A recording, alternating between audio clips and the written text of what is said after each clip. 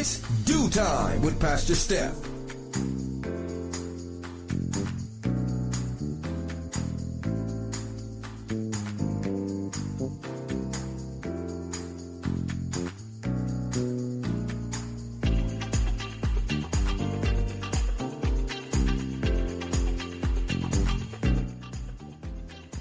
Good morning, good morning, good morning. Rise and shine.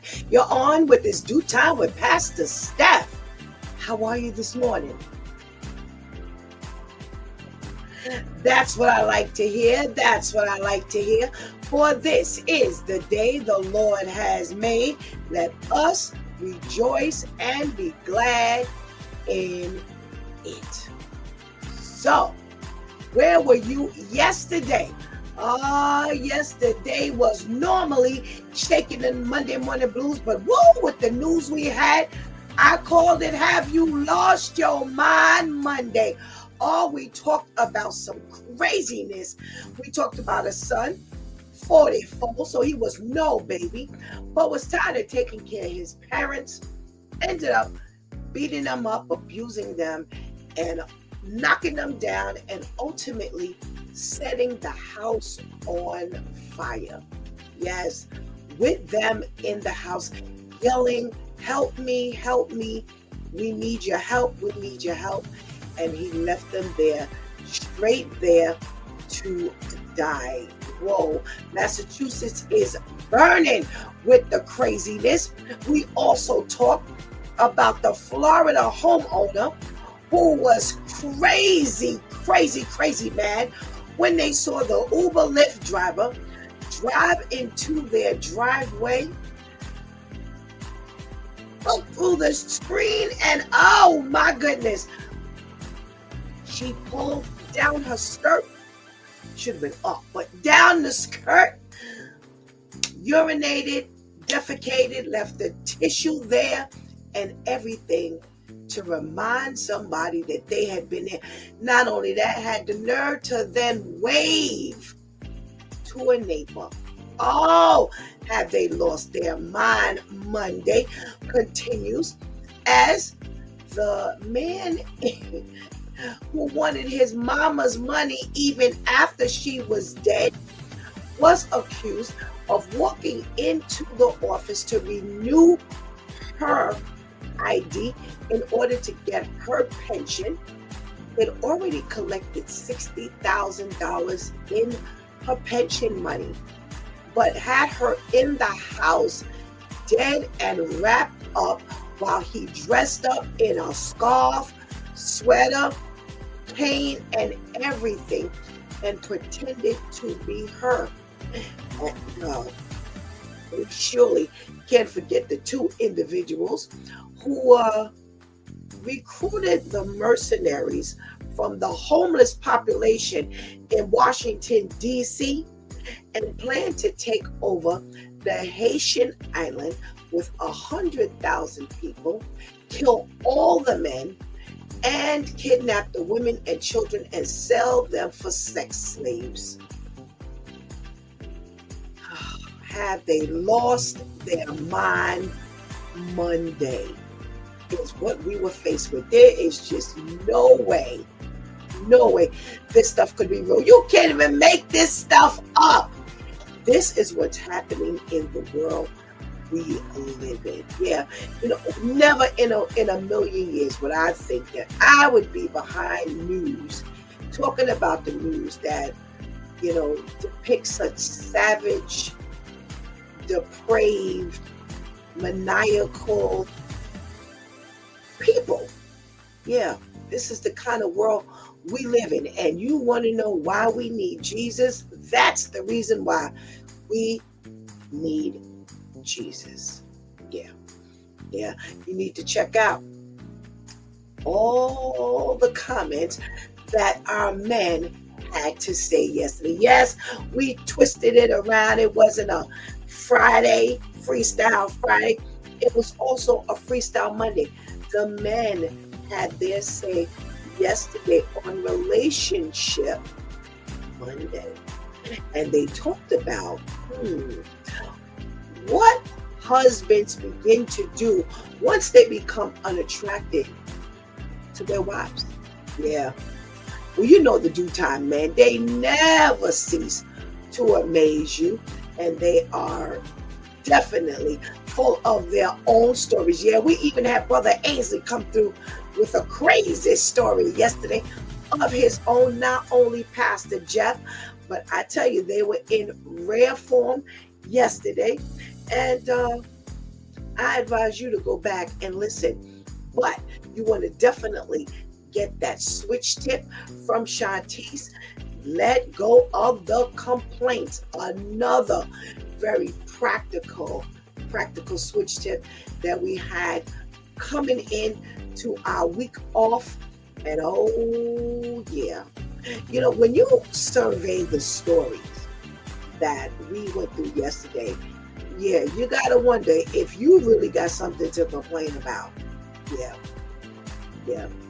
You know, we never quite figured out a couple of things. One, in our story, we never figured out how did they find out that the two men were trying to take over the Haitian island. We never found out how the mother died.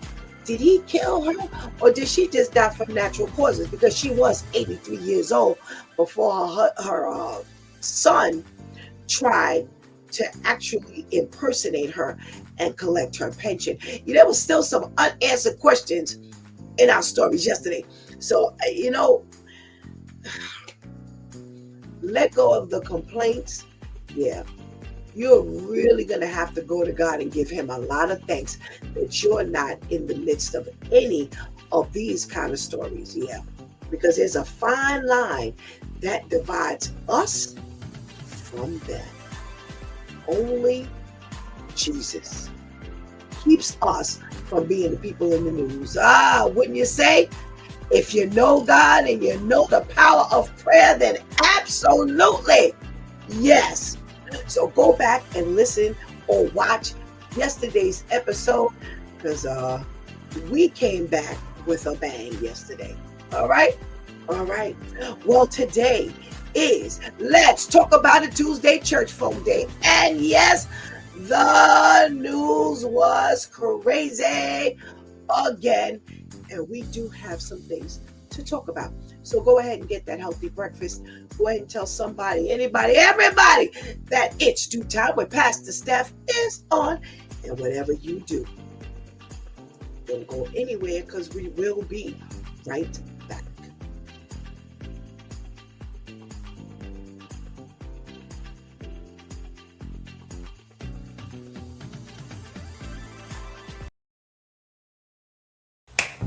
This is one of my favorite prayers that I pray every day. Grow my faith, Father God, until it consumes every voice that attempts to speak against your word. Cast down and I cancel out every thought and every high thing that speaks against the knowledge of God. Bring every thought into captivity and unto the obedience of Christ. 2 Corinthians 10:5. I thank you, Father God. Anybody that is going through a mental battle up here, do not forget what your greatest weapon is. The greatest weapon is your sword. What is the sword? The sword is the word of God. Don't forget that.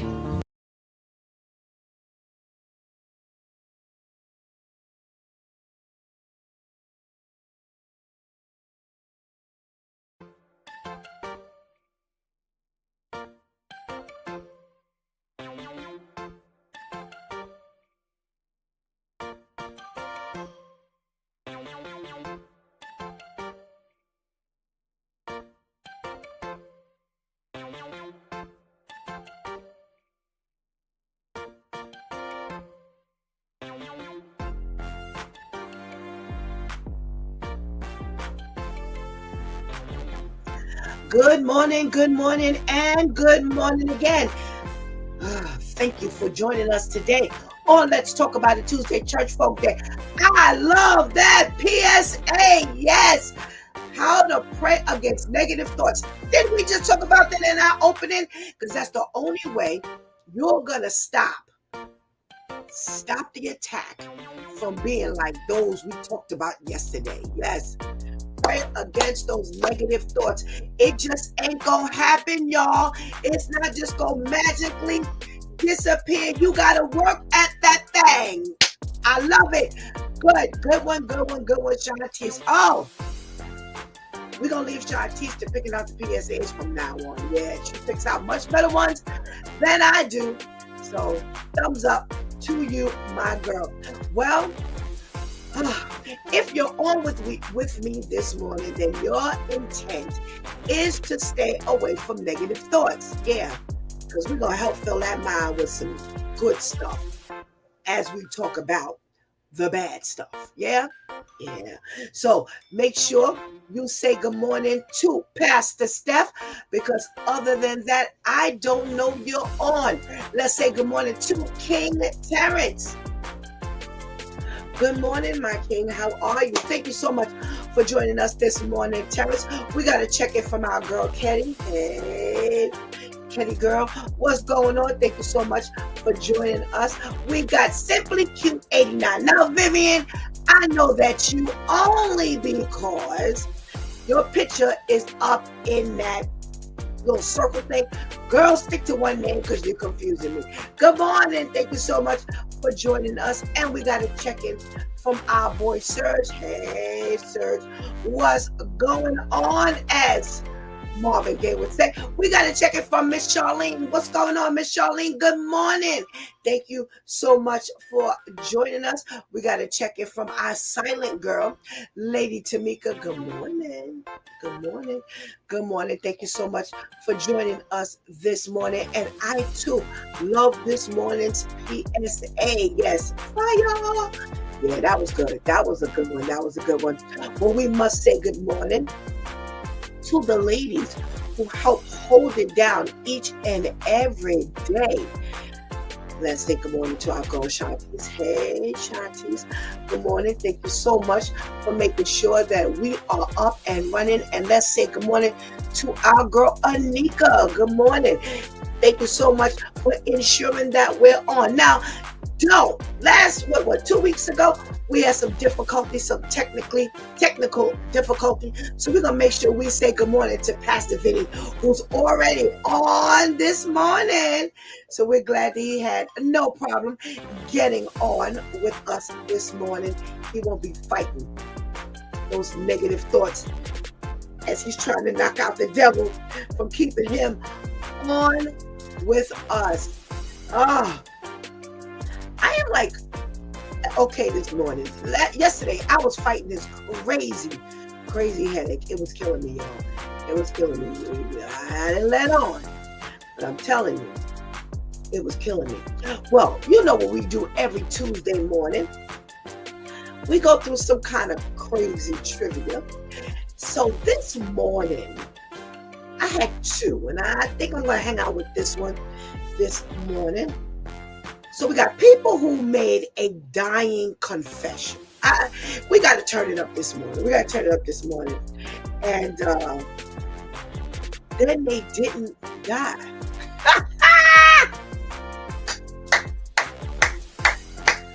Can you imagine spilling your guts because you think you out of here, and then all of a sudden you see the next day? No, I can't wait to see what's under here. All right. I got a head injury when I was 17. While we were waiting for the ambulance, I was losing a lot of blood and started to black out. Before I did, I admitted to my parents that I hated them for the past 6 years and wished bad things on them. 5 years later, we've agreed to play nice until I graduate from college. They don't treat me differently. I don't tell the rest of the relatives how I feel and why I feel that way. Ooh. And then you turn around and needed them for college. Whoa, okay. Alrighty. Let's see what else is going on in these confessions. Let's see. I was positive the house was going to come down during the inland hurricane last year. I texted my roommate, who was at work at the time. So, hey, I might die. Just wanted to say I love you. Too much to risk by not saying it. If I don't croak, see you tonight. If I do, sorry for the levity. Well, the house was 95% unscathed. And she came home with a huge smile. saying she wanted to give it a try. We aren't together anymore, but all in all, it could have gone a lot worse. You got these dying declarations and then finding out I didn't die. One of my uncles confessed to having 2 other children with another woman. He thought he was going to die from COVID, and I guess he felt he needed to come clean. Well, he didn't die.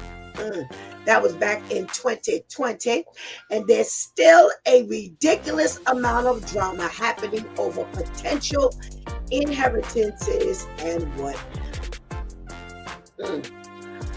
I attempted suicide 2 Decembers ago.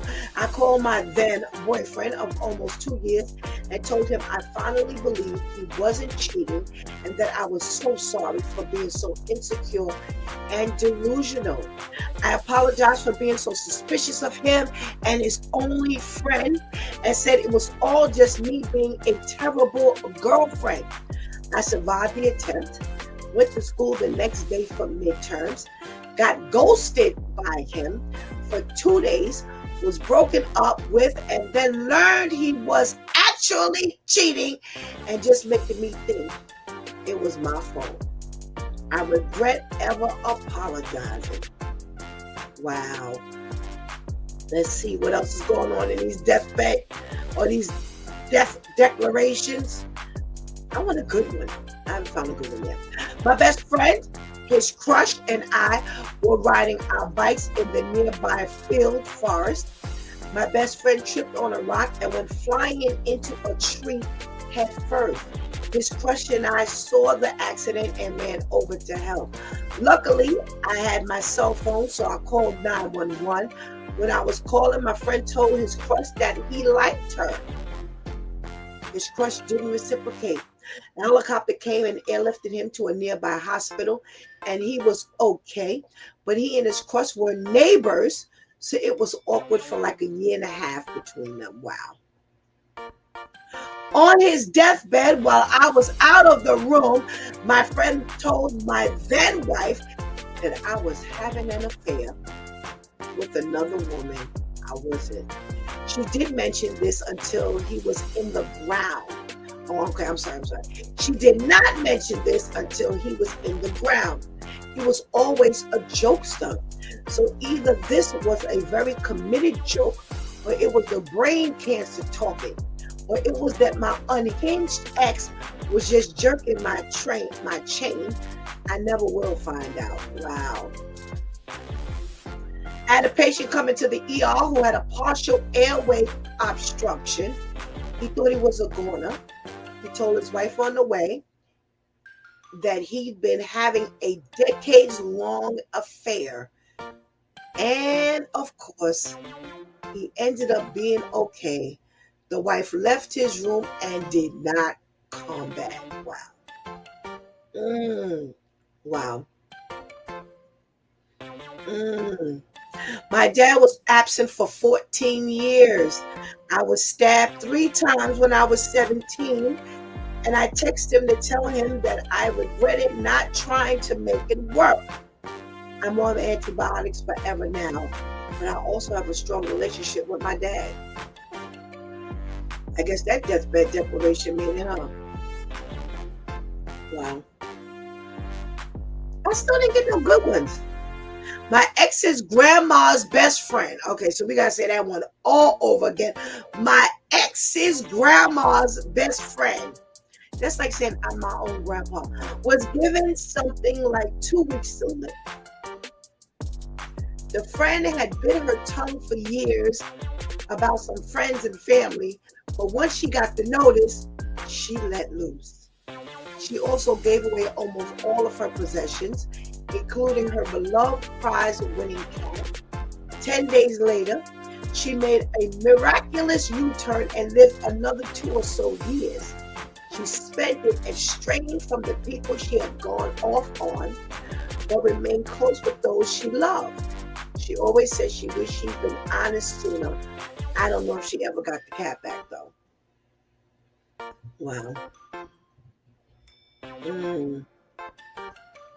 These are, I'm disappointed, y'all. I'm disappointed. I was looking for some real deathbed stuff. Many years ago, I was working in an open heart surgery ICU. I had a man in his early 40s as my patient.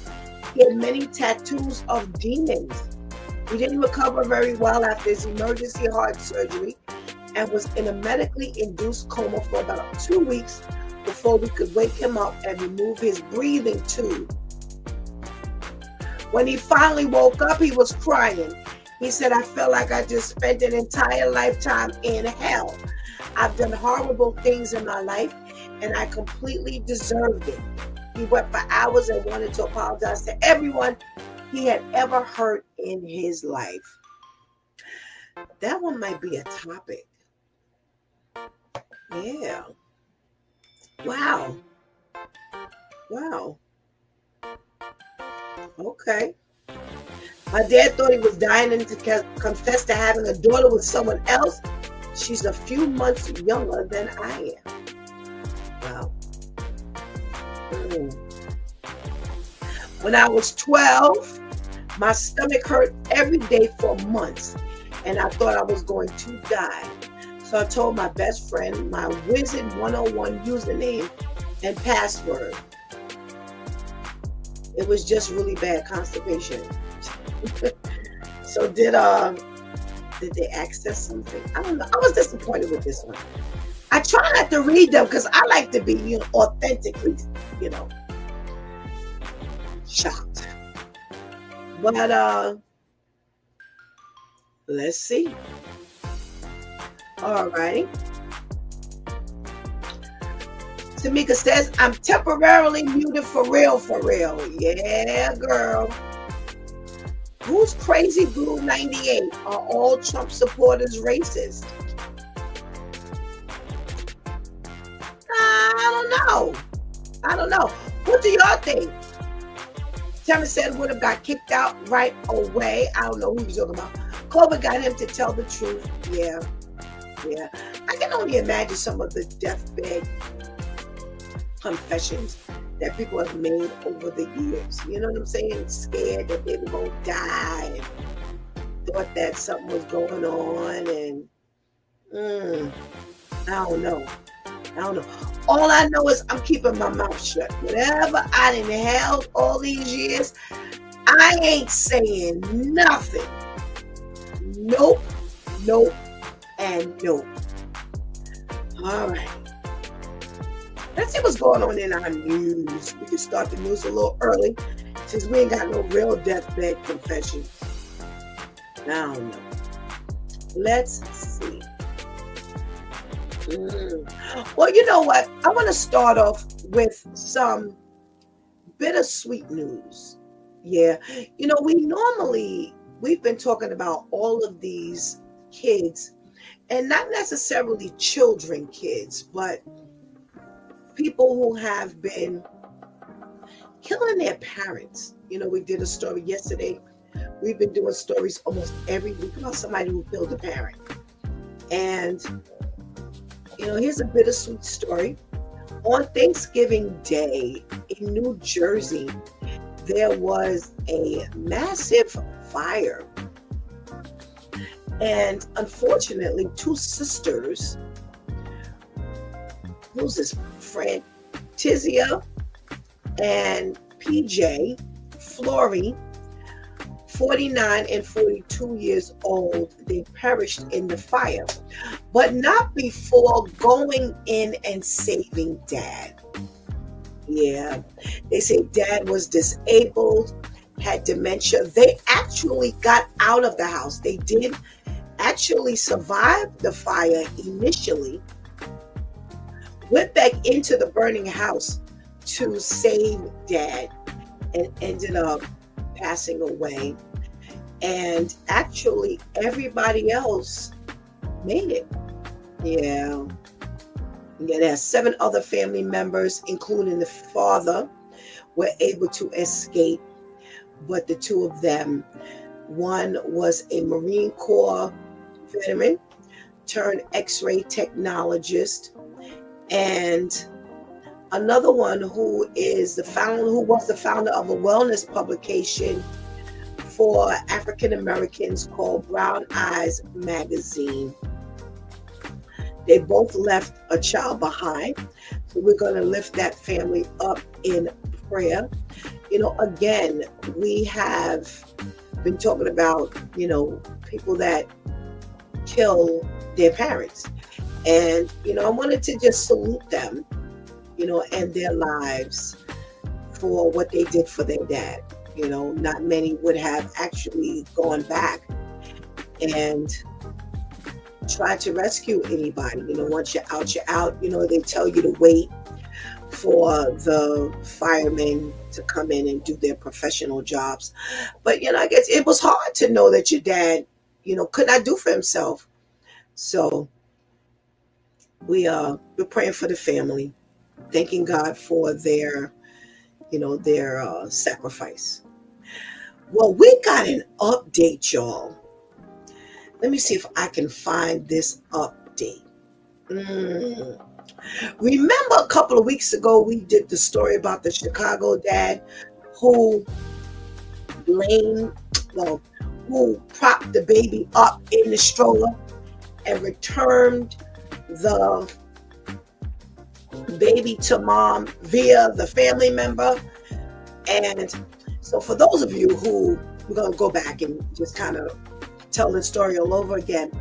So there was a couple, and Anthony Evans, 23, is the father, and he had the baby for some reason for a month. Baby was 2 months old. When it was time to return the baby to the mom, he put the baby in a stroller, wrapped the baby up, handed the baby off to a family member, and asked the family member to actually return the child to the mom. It was raining. Mom grabbed the baby in the stroller, rolled something over the stroller, took the baby in the house. And when she went to take the baby out of the stroller, the baby was already dead and had been dead for 8 hours, up to 8 hours.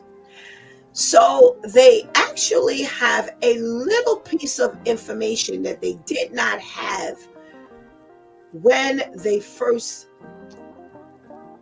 did this story. So come to find out that the two of them had been together. This couple had been together. She had told him that he had told her he didn't want the baby. When she made the announcement that she was pregnant, he told her that he did not want the baby. And when she was almost due, well, let's go back a little bit. He had asked her to get an abortion and was mad that she had not gotten the abortion. And what he ended up doing was punching her in the stomach, like not too much before it was time for her to actually deliver. And because of that, the baby actually was born a few days later. So he had already attacked her when she would not have the abortion that he wanted her to have. And they said that he claims now that a demon made him kill the boy. And we know that the devil can't make you do anything. She says, here's something that was kind of crazy to me. So after they made this arrest, she says, me and my son finally got our justice. No words can explain how grateful I am. This means so much to me. My son didn't get a chance to grow up with his family due to his father taking my son's life. Now, somebody say, well, what's the big deal about that?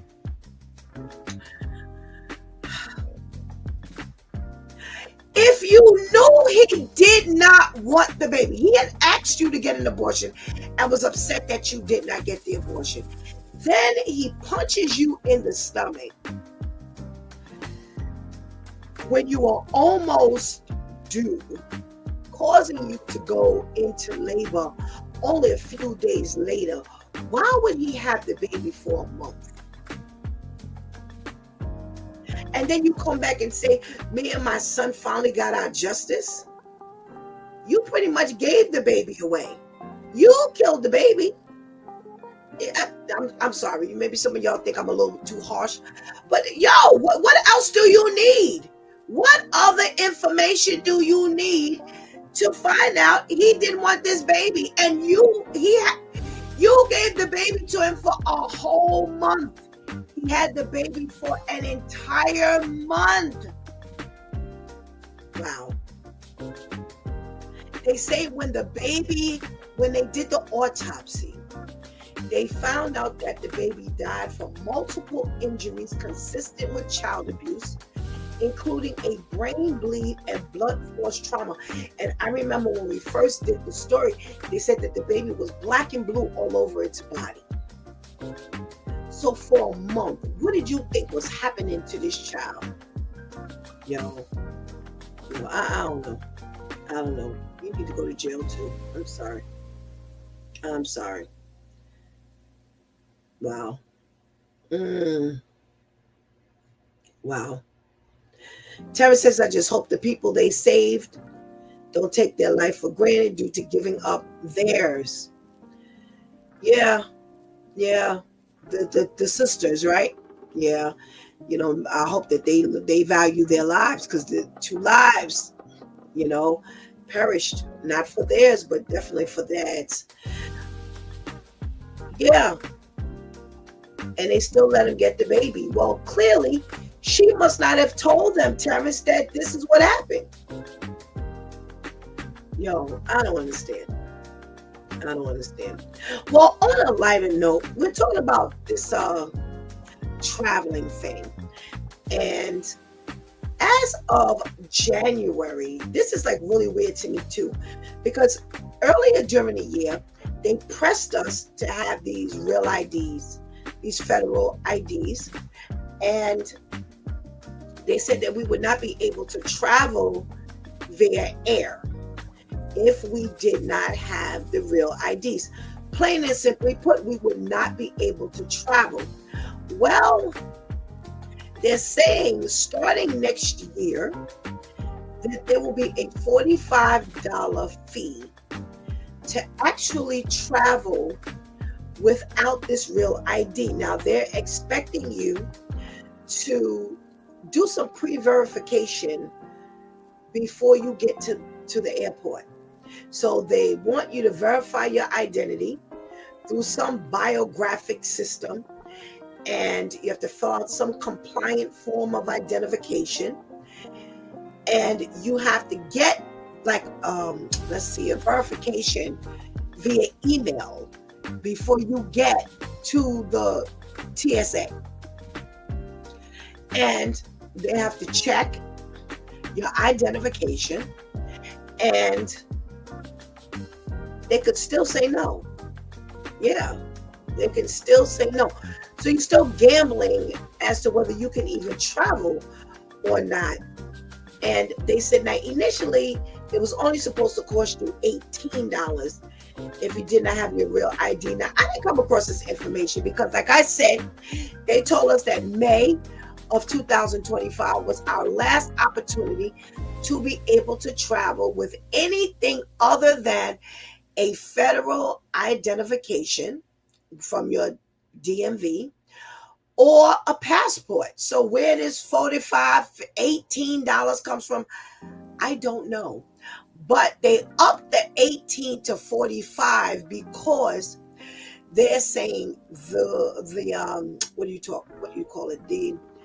machinery that will clear you for travel costs money.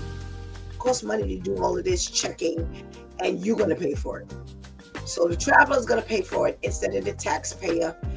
My thing is, you don't want to take the time to go get real ID, but you would travel. I'm sorry, that's not making any sense to me. You want to travel, but you won't go get the credentials that it would take to travel with. So here you are, you're going to run the risk of actually doing all of this pre-verification, paying the $45, and then you may not be able to travel anyway after TSA can turn you back. Nah, you're dumb. You're dumb. Just get the thing already. Call it a day. Stop gambling on this. Can I travel or not? What else? What else are we talking about? Oh, we got another update, y'all. Remember the chick back, when was it? Last year or 23? I think it was last year. I think it's no. Back in August of 2023.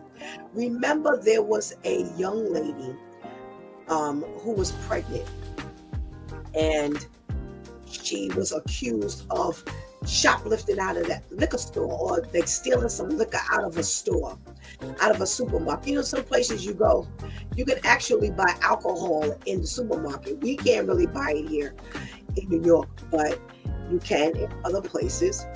Well, remember the story goes, someone said that she did some shoplifting, and she got in her car, and the police showed up and ended up shooting her through the windshield.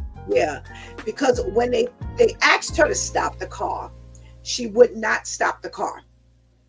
And they ended up actually confronting her up close. So, it was so close that one of the officers was able to put his hand on the car itself, and she would not stop. Yes, she released the brake, and she actually proceeded to drive and went to turn and actually put her head out the window and challenged them and said, what you gonna do, shoot me? Well, that's exactly what happened, unfortunately.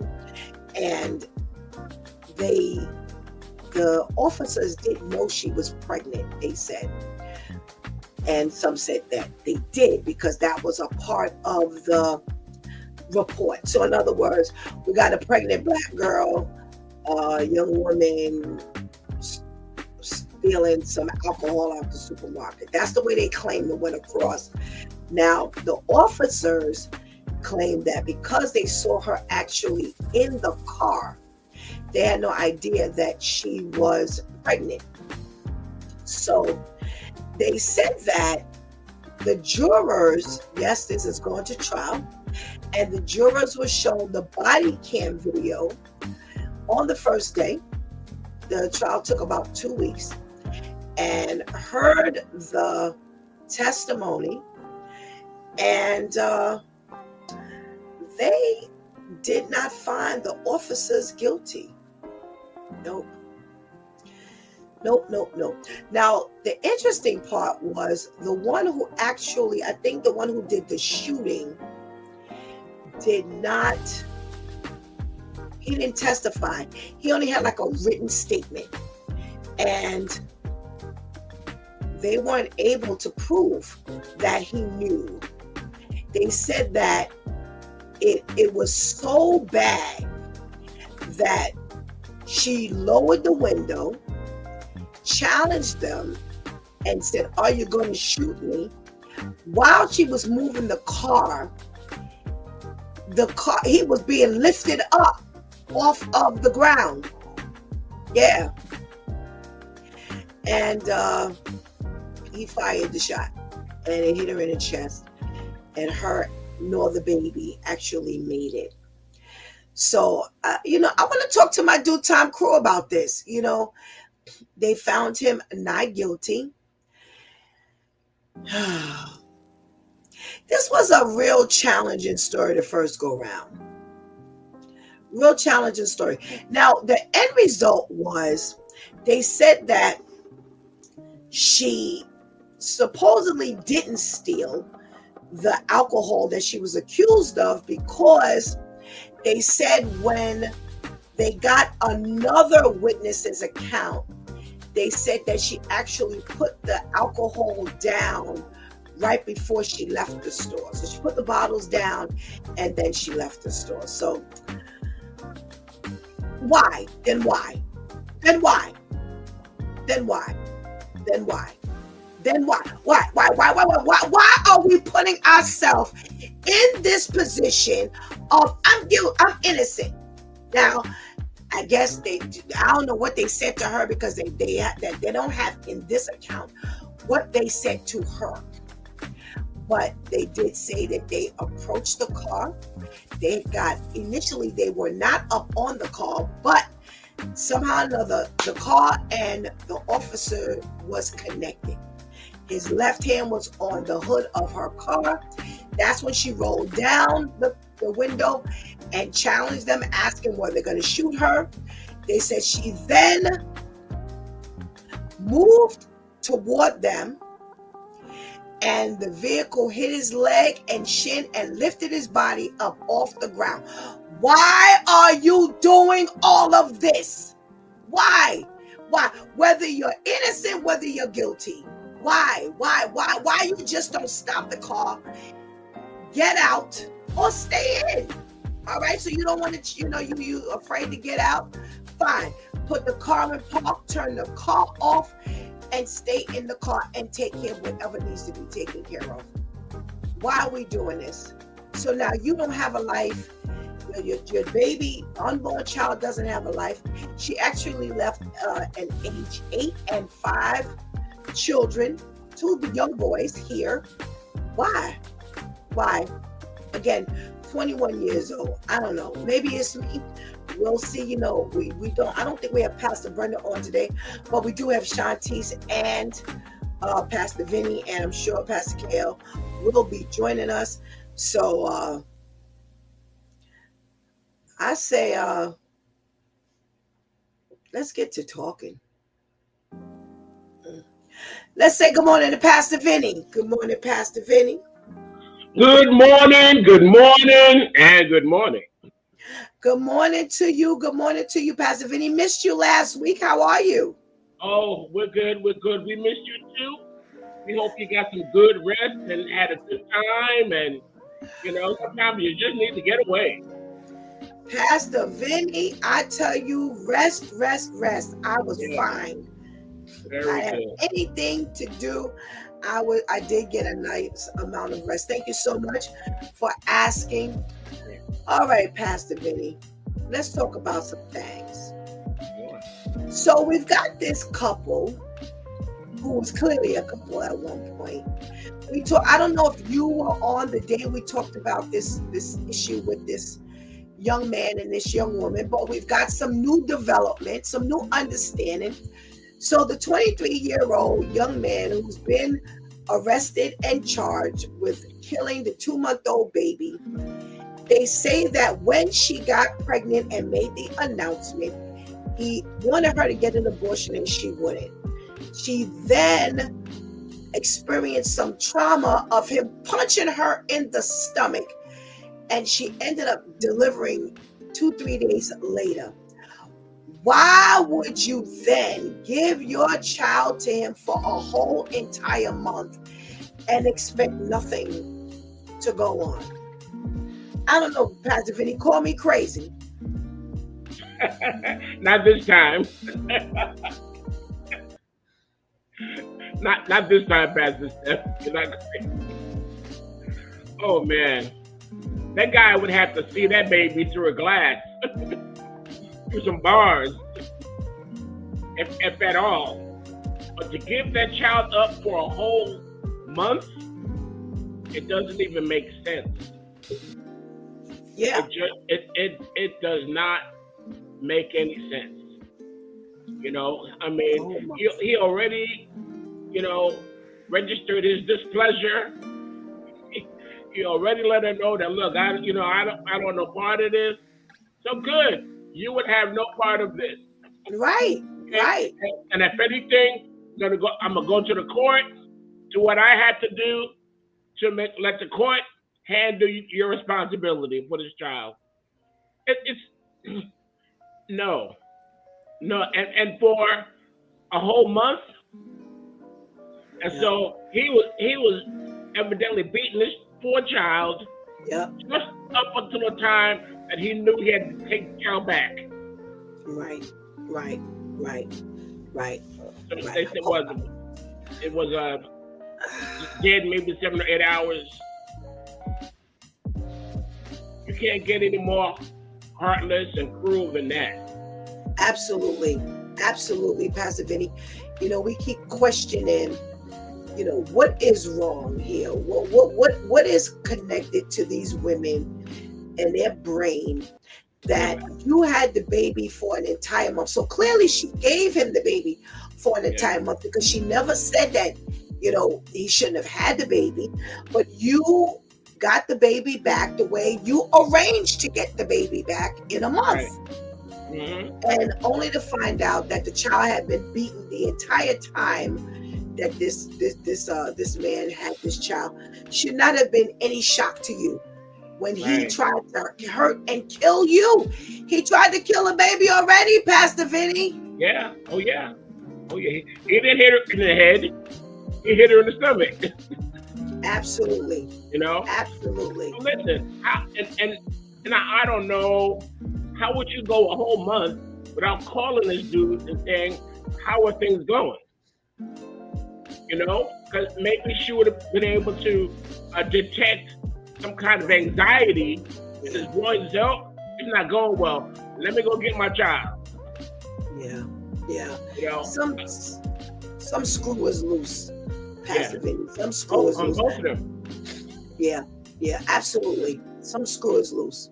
Let's see what your girl Shantice has got to say. Let's say good morning to Shantice. Good morning, Shantice. Good morning. Hey, good morning. How are you? I'm fine, thank you. How are you?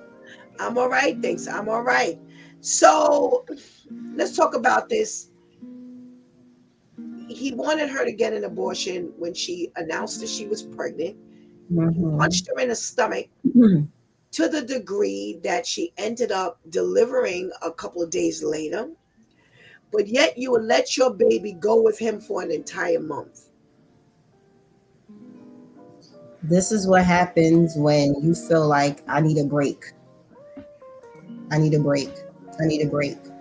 There's no way you could tell me with such conviction to the point where you physically assault me to try to get rid of this baby, that you don't want this baby. I wouldn't even be taking you to court, because any and everything that would have to do with this baby would set you off.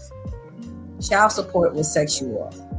Any reminders that you have a kid out here would set you off. Wasn't it the baseball player that got the second woman pregnant? And she said to him, I don't want you to have anything to do with this kid. I'm financially stable. I'm good. I'm not taking you for no child support. We got me pregnant. I'm going to have this child. I'm going to take care of this child. I don't want you for nothing. And he still got her killed. Yeah. She literally said those words to him, and yet he still plotted and set her up and paid someone to kill her. The baby didn't die, but the baby was born with some, craziness going on. He has some type of condition, because I think she was like 7 or 8 months pregnant when he had her shot, something like that. And she said to the man, I don't want you for anything. Like, you can move to Mars and I wouldn't care. I'm fine. But he was so traumatized from the first woman that he got pregnant that I guess those words meant nothing to him. So you let it be known, and there's no way she didn't know something was off about him before she even got pregnant. There's no way we're in this relationship, or even if we're just sleeping together, and then I find it, and then I get pregnant, and then all of a sudden you just turn into this other person. No. There was some way, somehow he showed you that he was very unstable.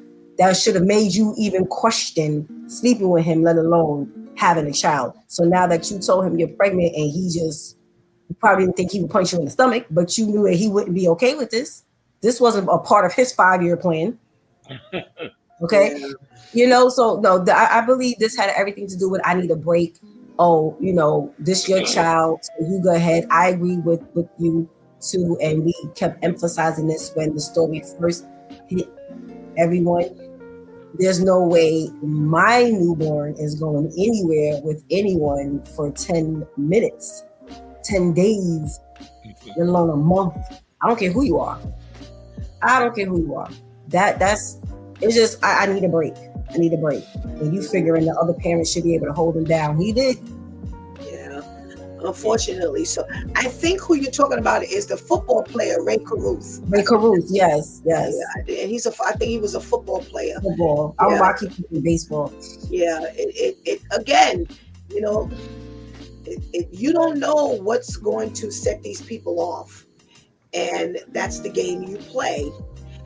Terrence says she was calling to see how the baby was doing.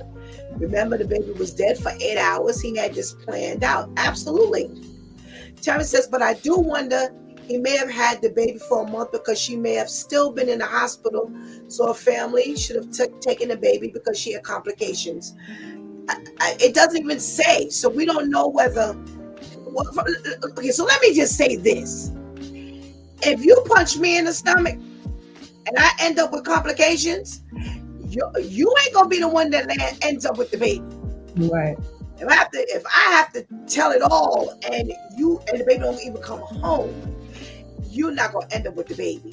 Because you're right, we don't know where she was, whatever, but clearly she didn't say what she needed to say. Because if she had told them that he punched her in the stomach, oh, he wouldn't have had no baby if she had to stay in the hospital. So, you know, what's going on? You know, Pastor K always talks about collecting those flags. Let's see what he has to say this go round. Good morning, Pastor KL. Good morning, guys. How you guys doing? Good morning. Hi, thank you. How are you? I'm doing well, thank you. Doing well. Good. All right, Pastor KL, you've heard the story.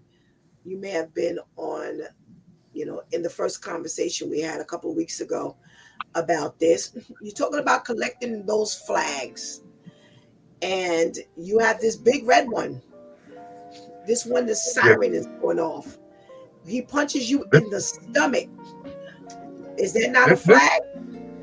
This flag could not have gotten more bigger than this. You know what I mean? Who was the one who made the flag? Was it Betsy Ross? This was a Betsy Ross flag. Yes. You know, this was her flag. I mean, you saw her crocheting this flag. First of all, let me say this: when a gentleman who's really not into you, you know, sleeps with you, he tells you right off the bat, you know, I don't want no kids. He may not protect himself, but he's gonna tell you he don't want no kids. You know, when a young man tells you, listen, get an abortion, or when he punches you in the stomach, this is not the guy who's going to grow to love his son. You know what I mean? How you say, well, maybe when he sees the child, he'll grow. No, you're not going to grow to love him because he specifically said, I do not want it. I don't want it.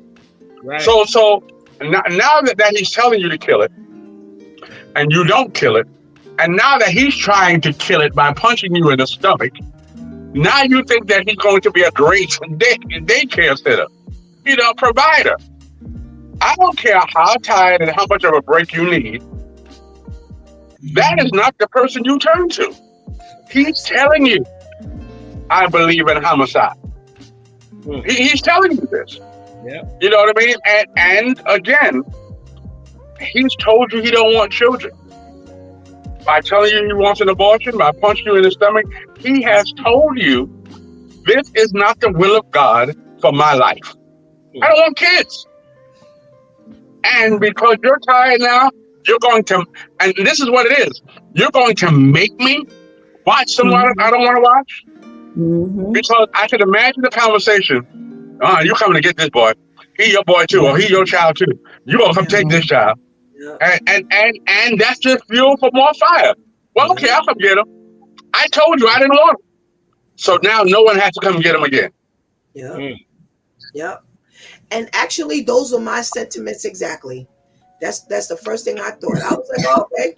He told you, he asked you to have an abortion, you wouldn't. All right. He punched you in the stomach.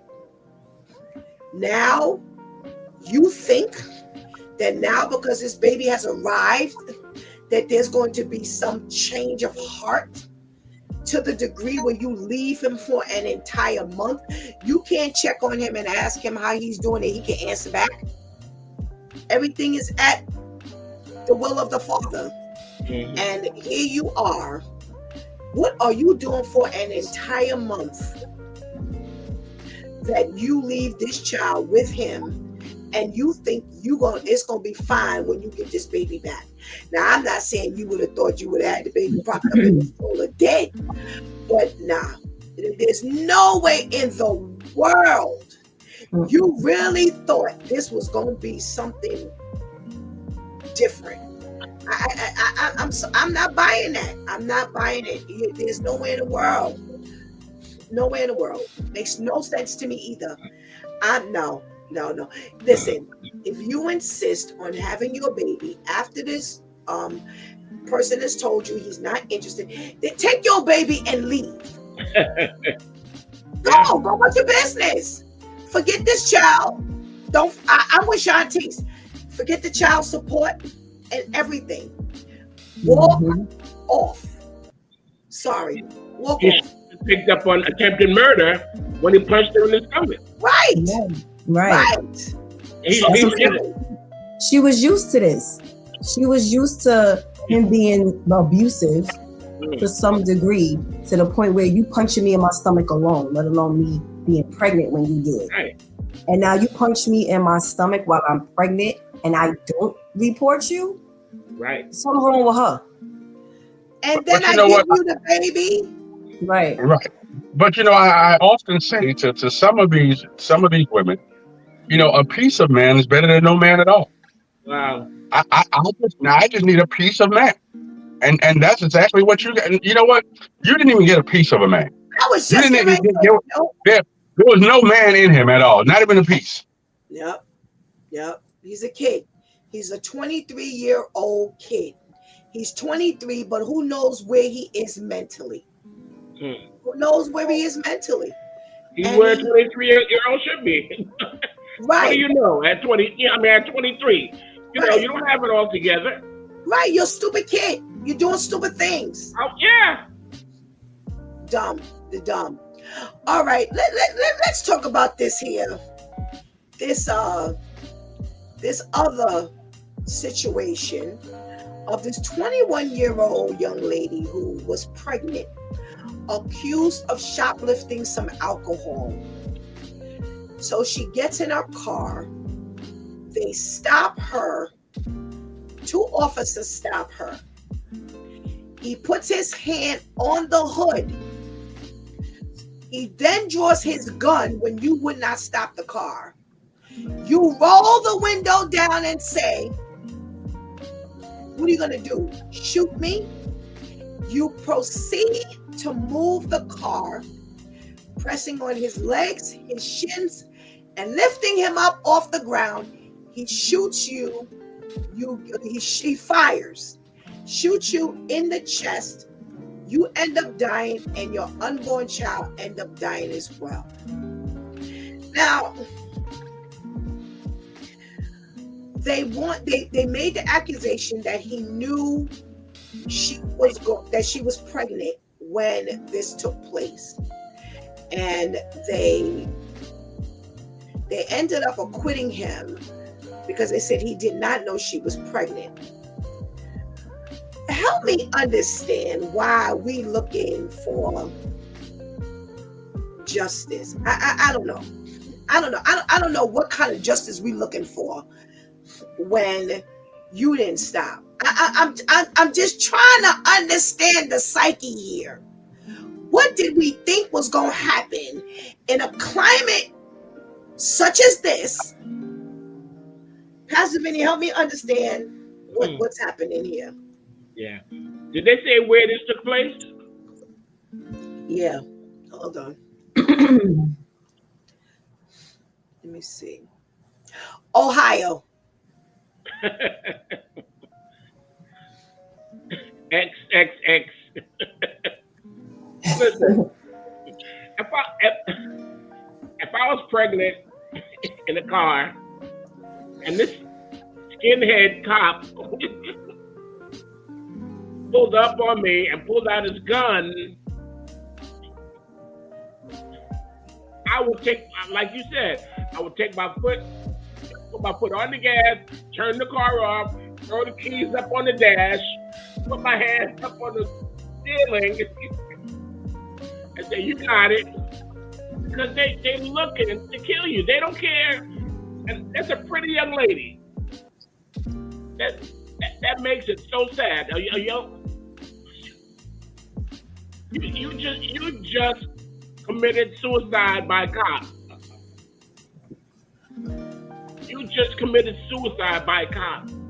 No, he don't have any right to do whatever, but he got the badge, he got the gun. The next steps are automatic. You don't give up, you don't stop, you're dead. They don't care. Listen, they do not care. They have the power. You're not yielding to their power. You say goodbye to your life. Okay. Pastor KL, was this an outright challenge when he asked you to stop the car? He's already at arm's distance. You're within the city. You're in that space. While he was standing in front of the car, you roll the window down and ask, "What are you gonna do? Shoot me?" Listen, sometimes you got to give the people what they want. You know, I'm listening to what Pastor Vinny is saying about, yeah, they want to shoot us, but this woman kept on driving. She didn't stop. So I mean, your life or my life. I'm out here just trying to do my job. You know what I mean? I don't know that you're pregnant, and I hate to say this, but even if you're pregnant, you don't care enough about your own child by playing this game right here. So I'm going to let you run me over to save your child. So I'm going to let you kill me. So to save a child that you don't even care about. No, I'm sorry. I think he was justified. You know, I hate to say that, but I think he was justified. I'm just not going to let you run me over. That's a vehicle.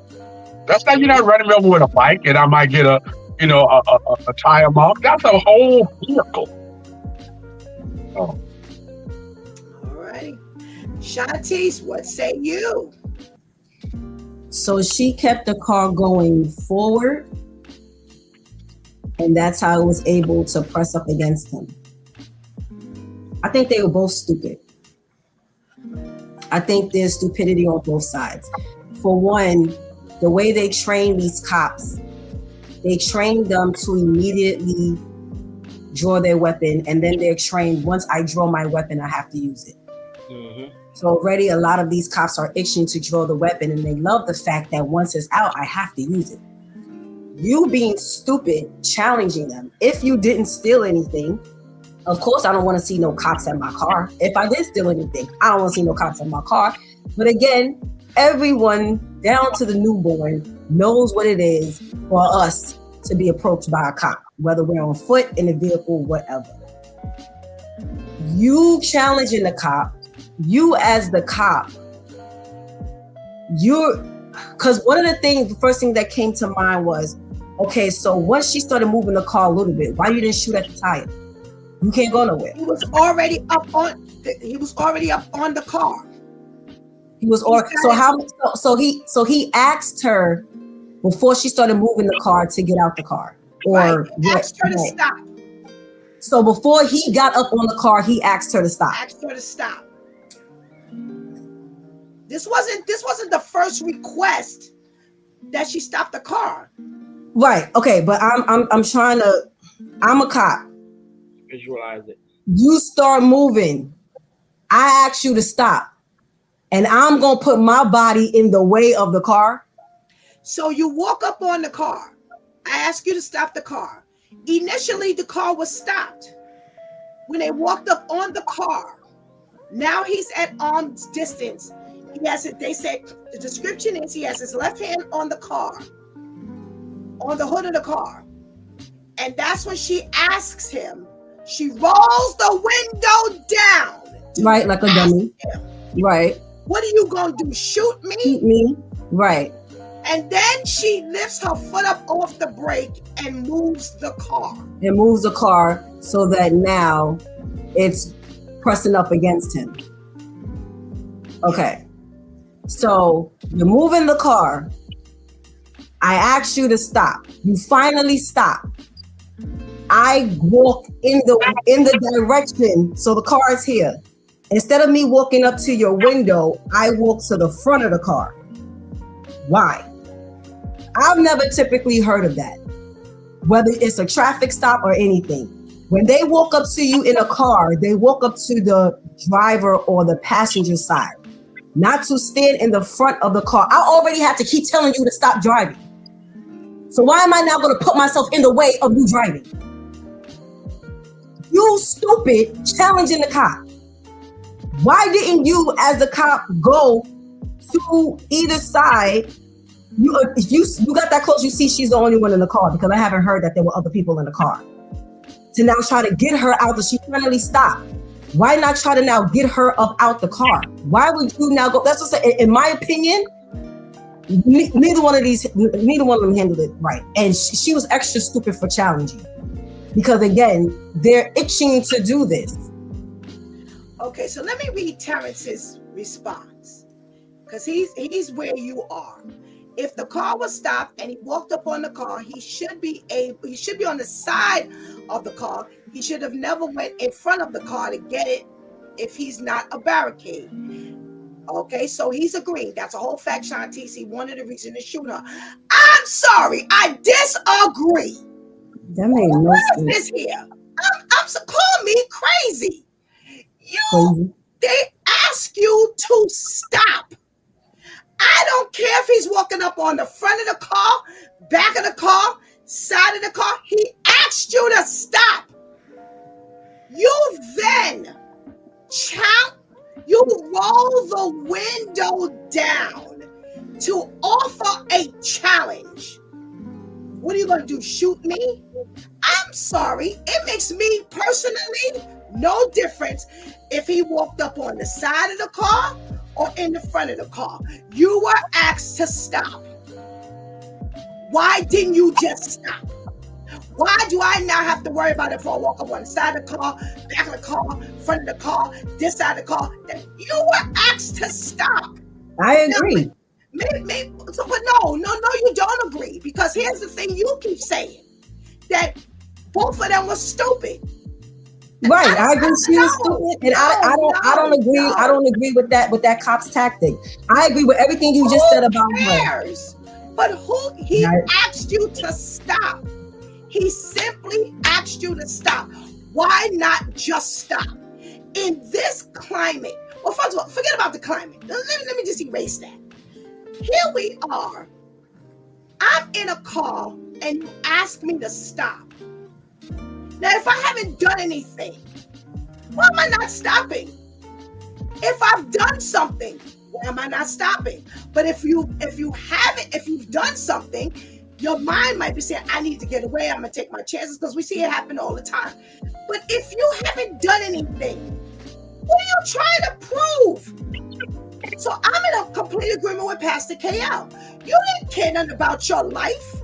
You didn't care nothing about your unborn life, because you put an open challenge out there.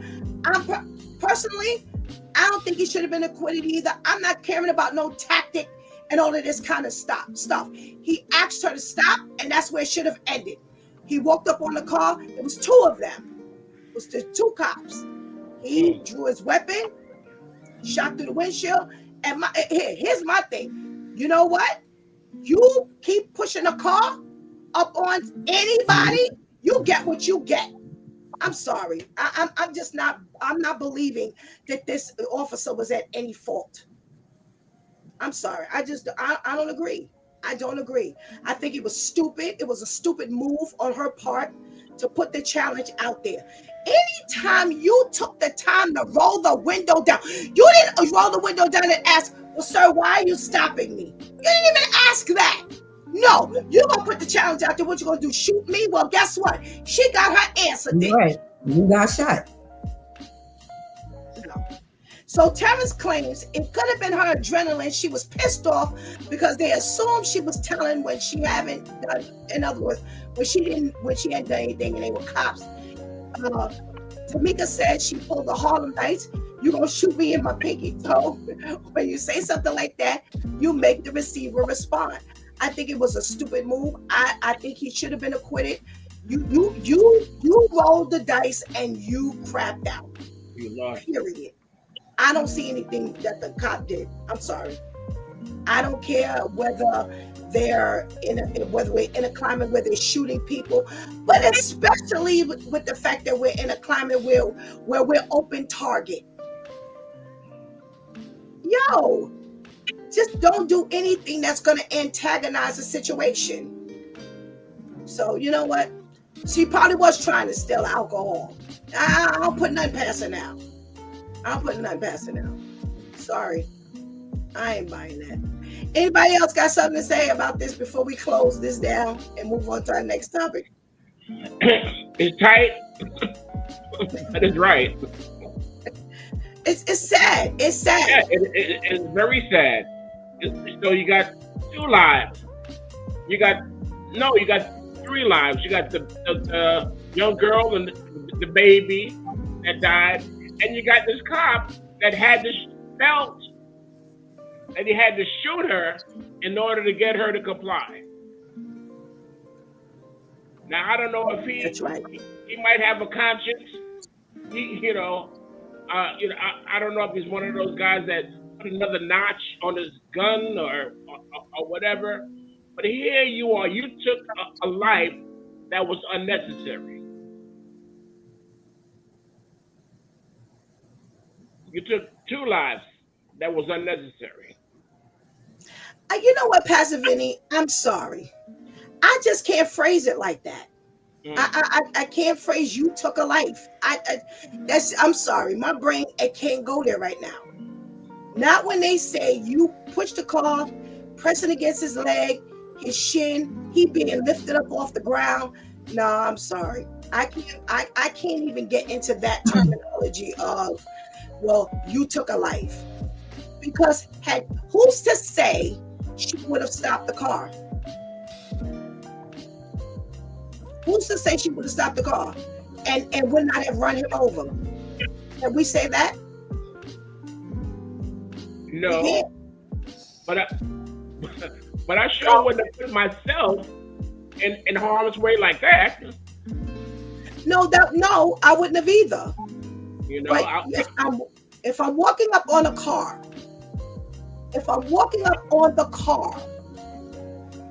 you start moving the car, then I'm caught there. Yeah. That's where I'm caught. Make no sense. That's where I'm caught. So I put myself in harm's way. How?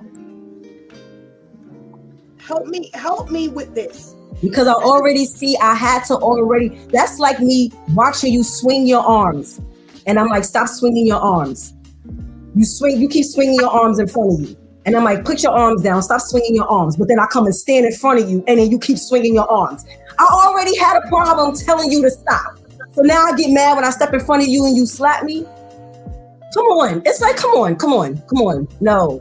Okay, well, let me ask a question to that same example. Diffuse the situation. Because nobody is going to be okay with getting hit, slapped, or anything. If my job is to diffuse the situation, I'm not going to now put myself there. I'm here to now make it to where, so that means I got to get behind you to handcuff you, on the side of you to handcuff you. But if you sitting here doing this, and I got to tell you 2-3 times to stop, and then you finally stop, and I'm going to come and stand in front of you and then get surprised when you start doing this again? But Well, hold let on, me but let that's me an ask you a question, Chelsea. hold on, Pastor K. So that's an assumption that he walked up to the car and stopped. That's why I kept asking you to give me to give the rundown. So she was moving. He asked whatever amount of times to stop. She finally stopped. And then when he approached the car, he approached it in the direction that she was going. So she was going forward. And then she finally stopped. He came and stopped here instead of approaching on the driver or passenger side. That was my question. And I answered.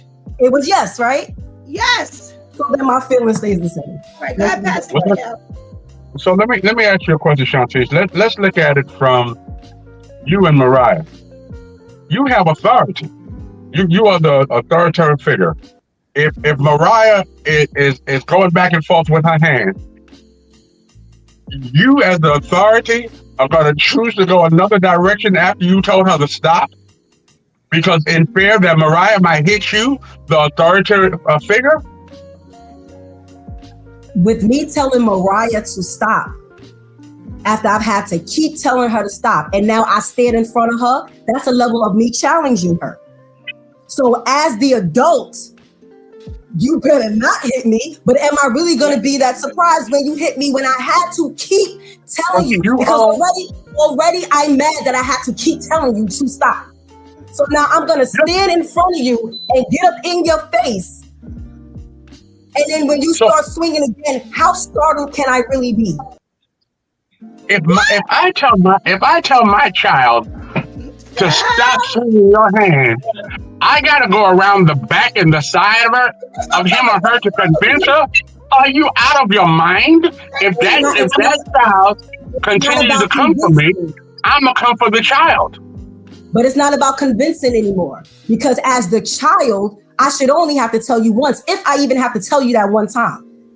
But now that I've had to, right. So now that I have to keep telling you, I'm already mad that I had to keep telling you. So now with me as the adult standing in your face, yes, I'm challenging you. I don't care what nobody says. I now come and I have to keep telling you to stop. You finally stop. I'm gonna step in your face because I'm challenging you. Because I have to keep telling you to stop. All right. Wait, let me read Terrence's, because this must be a millennial thing. And I can only see this must be the way the room was in the juror's room. I can only imagine this must have been what was going on when the jurors were in the room deliberating. Okay, Terrence says it's even worse shooting, because if you kill someone in a car, what if a foot hit the gas and hit multiple cars because she died and it shot her while she was moving a car? Yeah, but how? Listen, I'm with Pastor K 100%. I'm not. I'm okay. So if I'm already in front of the car, if I'm already positioned in front of the car, and I'm walking toward the car, and I ask you to stop, and you finally stop, I'm sorry, I'm not taking 9 steps out to now swing and come back in. I should be free to walk in the direction of the car without the assumption that you are now going to put your foot on the gas and hit me. Now, I'm sorry if that no longer becomes a reasonable assumption. Now, I may have had to ask you to stop 5, 6 times, but when you finally stop, my belief and understanding is that you stop for good. I'm not assuming, as like you said, like Pastor KL said, I'm not assuming as an authority figure that now you're going to get bold and brazen where you're going to pull this car off and hit me. Now, you opted to do it, and now you got what you got. Now, my biggest regret is the fact that there's no lesson learned here, because she's dead. So she can't learn that a mouth got her killed. Her action got her killed. But I think to say that he shouldn't have been walking up to the front of the car, and he put himself in the line of danger by walking in front of the car. He's walking toward the car. I'm not even thinking that I should walk around I got to make sure I go 9 steps east to come back around west. And no, I'm sorry. She was in the wrong. She was asked to stop the car by an officer. Your only response is to stop the car, especially if you claim you innocent. There is no reason why you don't stop the car, and there's no reason why you gonna ask, is he gonna shoot you? I would really love to have asked her, what did you think was gonna happen when you asked that question? You thought he was going to not shoot you after you, because a moving car is now a weapon. It's a weapon. It's a loaded weapon. It was no less loaded than his gun. So at this particular point, it's either me run you over or me shoot you. And unfortunately, you got shot before you got a chance to finish running me over. Because if he started moving that car and it started lifting him up, she was already running him over. So now he just completed his side. But I don't think in any way that he was wrong and he did anything wrong. I asked you to stop. I did my job and you didn't do yours. Plain simple as that. Terrence said, and if he did follow her out of the store, he would have seen she was pregnant. 1, 2, he would have known she didn't have no liquor in her hand. It's the story. I'm 42 years of living. I never saw a cop go to the front of a car, always coming from the back side, never the front of the car. If they come in the front of the car, they move to the side of the car. And I agree. I haven't seen it either. But to say that it's his fault because he did, no, I'm sorry. I don't agree with it personally. Tamika said it's clear that she had no respect for authority when she challenged them. I wonder would she still have shot her if he was on the side of the car? No, because she wouldn't have been able to, Either way, he kept asking. The main thing should have been, let me make sure I get her up out this car, not step in front of the car. So the car was used as a weapon. You need to get her up out the car because she could have had a weapon in there. She could have had anything in there. And I agree, Pastor Steph. I wish you would have lived too, so that question could have been answered. So you kept challenging for what now? What now? I don't think she would have even gotten out of the car. They would. I believe that too. I believe they would have had to really forcefully get her out the car. If I have to keep telling you to stop the car, you're not going to willingly come out of the car. Yeah, this is just a problem that was going to be bad from the beginning. From the very beginning, that no matter what they did with this girl, it was not going to end well. She stopped the car and they asked her to get out. She wasn't getting out. She was not going to get out. They would have had to force her out. Then that would have been another issue. So, Terrence, you mentioned the fact that, if he saw her walking from the store, he would have known she was pregnant. You're right. But that's not when they arrived. They didn't arrive till she was already in the car. So that's the other side of it. You, as the pregnant person, you have the first responsibility of protecting you and your child. That you have the first responsibility. Okay, Terry says, I like to still know where did the cop come from? Was he in the store and saw her walk out, or did she pull a car because this car should have blocked her? That's what I'm saying. By the time they arrived on the scene, she was already in the car, I believe. I don't think that they saw her get in the car and they let her in the car and then they tried to stop the car or whatever situation is. So I don't know.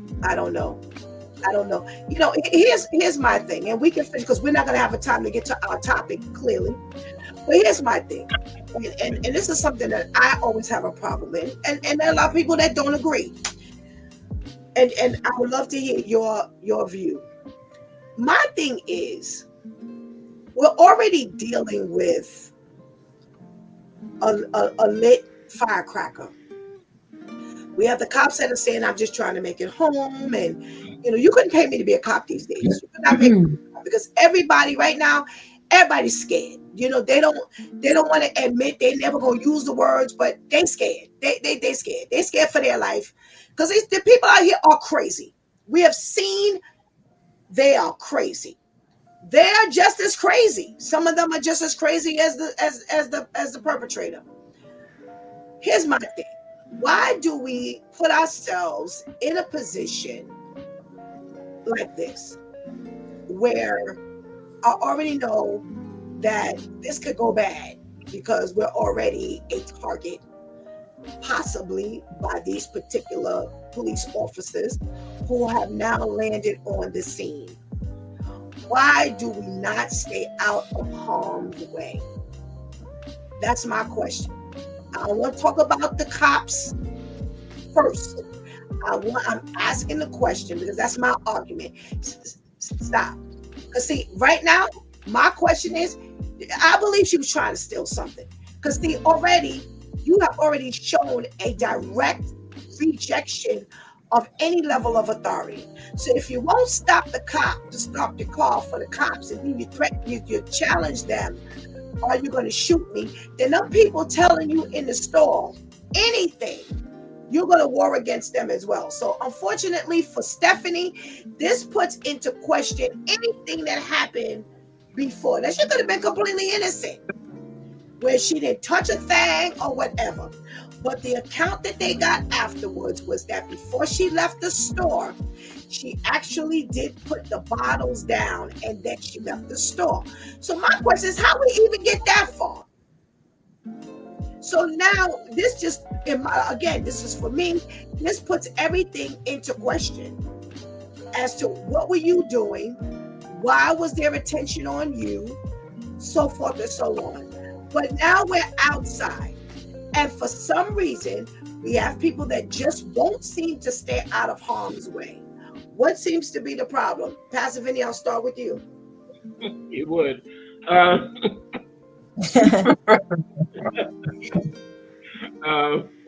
love you, Pastor Steph. Yeah, I don't know. This young lady, I guess she had a lot on her plate, a lot on her mind, because she wasn't paying no attention to these cops. I mean, when bad enough that they surrounded your car, but when they pull out that gun, they have made your decision for you. Either you're going to stop or they're going to stop you. Either they're going to stop, you're going to stop, or they're going to stop you. I mean, that's it. You don't have any other choices. And however they do it, they're going to do it because they know that the law or the judicial system is on their side. You know, whether you believe it or not, I think it's rigged towards the cops. It's rigged because they have the authority. And if we don't pay attention to that authority, we become a casualty. And like you said, if she had just stopped, if she had just followed their command, we would not be talking about this.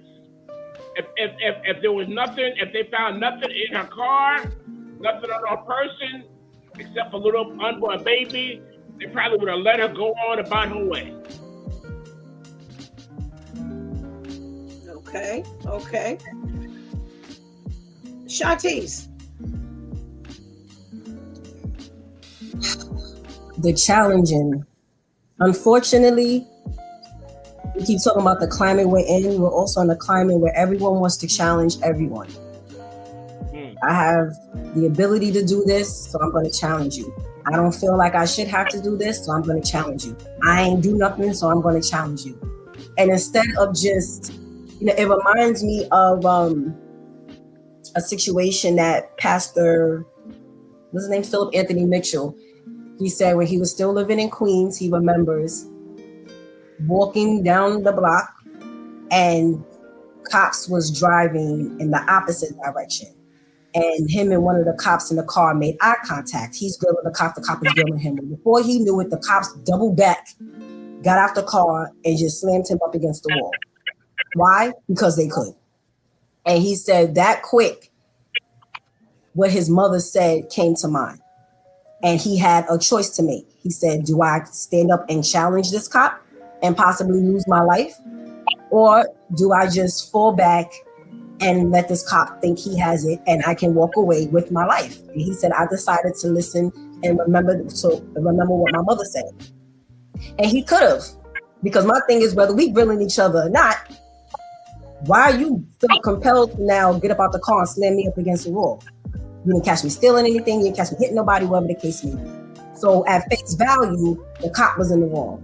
But understanding that I don't have to challenge you in order to now get up out of this. Do I want to be right or do I want to live? Like which? And unfortunately, right now, that's the dilemma that everyone is in.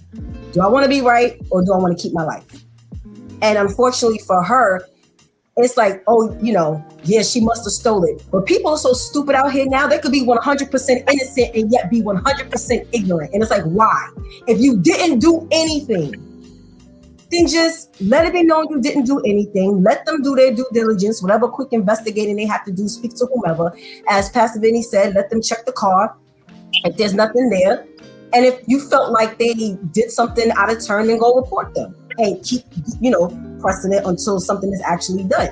But because everyone is in this challenging mode, you'd rather have been right than to keep your life. So now you're right and dead, proving nothing. Okay. Terrence says, now that's even worse because you pulled up when she was in her car while her car did not block. In other words, he's saying their car could have blocked her car. All right. And we've seen that stop who? How many people has that ever stopped? All of this should have never happened because the cops do not know the lady's face. Someone had to point her out saying that's her, even though there was a witness saying she never stole. The witness that said she never stole, that didn't come up until later. That was after. But possibly, had she gotten out of the car, that could have come up then. Now, that witness didn't show up. That account didn't show up until later. But because you didn't let the people do their due diligence, it now comes up after your death. Pastor KL, we've seen where people have done something and we've seen where people haven't done anything. Why are we in this space where it's like if we just stay out of trouble, then we could diffuse a lot of stuff on our side, from our side. Let me go here. Because most of you, everybody know I've been in retail for over 40 years. So this young lady started the climate. This young lady went to work. Now understand this. From everything I'm hearing, she's a shoplifter. She couldn't get away with what she wanted to get away with. But she's a shoplifter. She went to work to do her job. She left without the product. So she was the one who challenged because she knows she didn't get caught this time. And she says, "What you gonna do now? Shoot me?" But she started this whole climate. I'm not a police lover, so please let's not get that. I keep hearing, we get shot. Let's look at the other side to it. We keep on hiring these 19 and 20 and 21-year-old officers who are scared. They have no real training at all. They just be put out there. And now it's your life or my life. So to me, listen, if a cop stops me and I'm old, my hand is up. It's like I'm praising God with my hands lifted up and my mouth filled with praise. Whatever you want, officer. Whatever you want. I'm too old to run. You know what I mean? And if I get shot, I'm going to die. So, and I know I got a license. Most folks don't have a license. They drive, but I know I got a license. I know I got insurance. I know I'm clear. But baby, I ain't arguing with you. What you want? I tell you my blood type. I tell you my mother's maiden name. Whatever you need, so I can just keep on going. Shanti said, "Do you want to be, right, or do you want to live? Do you want to be right, or do you want to die right now? Mm-hmm. Which is it?" I'm gonna give you. I'm gonna give you everything you want because they're just looking for a reason. Especially if you have that scared cop. Depending on your demeanor, I'm a big guy. So if little Opie pulled me over, he already trigger happy because Mm-hmm. he don't know what I'm gonna do. No, Mm-hmm. Opie, whatever you want, Paul. I'm gonna give you what you want. But we gotta be wrong and strong. There's a whole lot of people laying down being wrong and strong.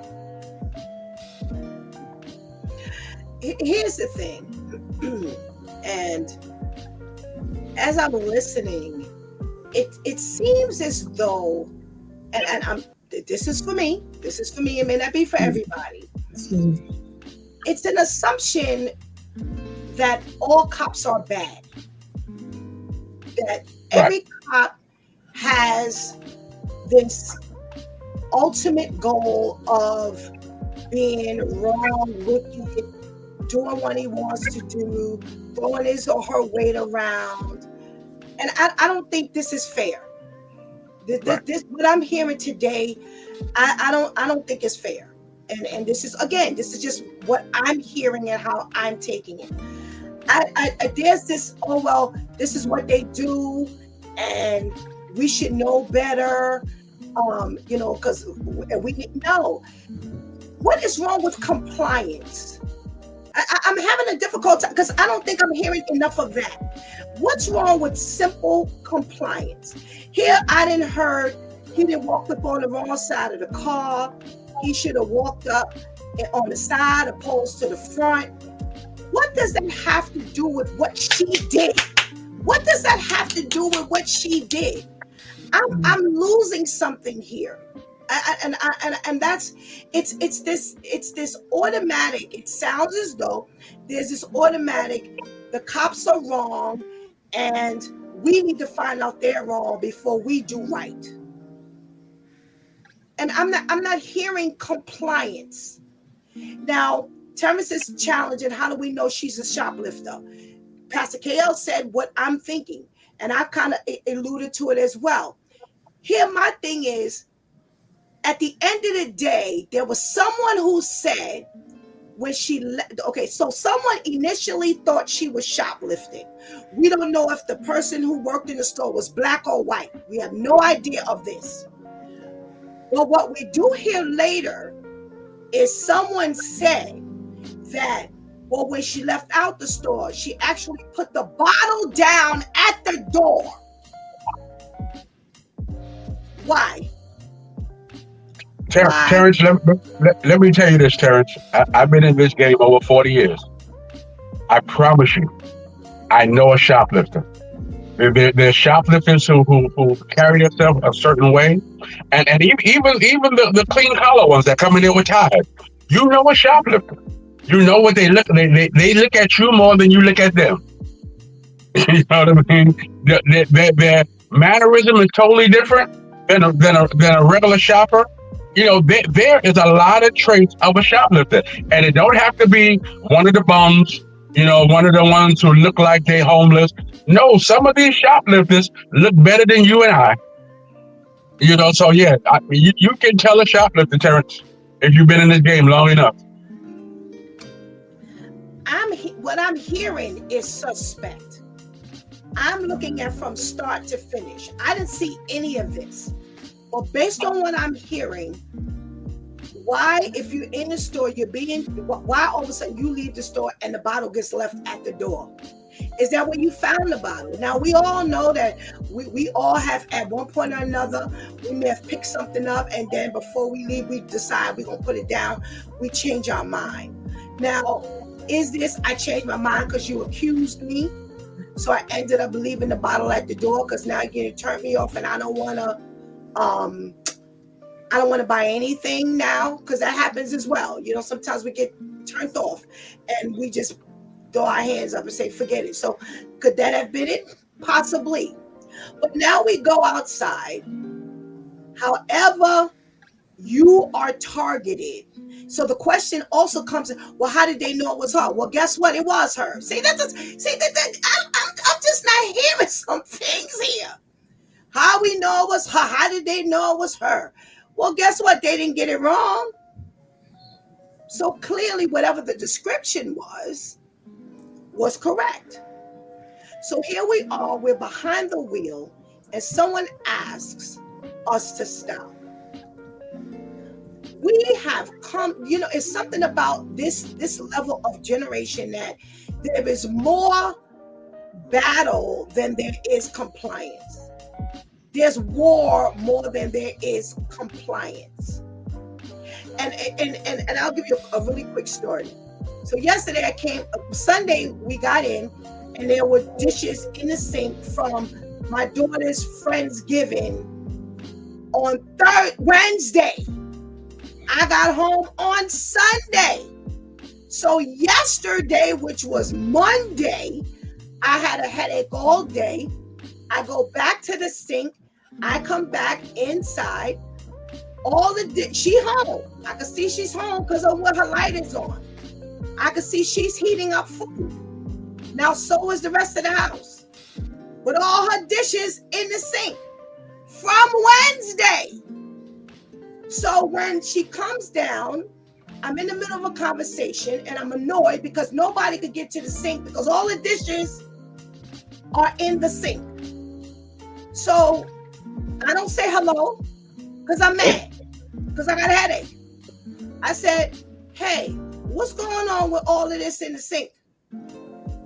Well, and had an attitude.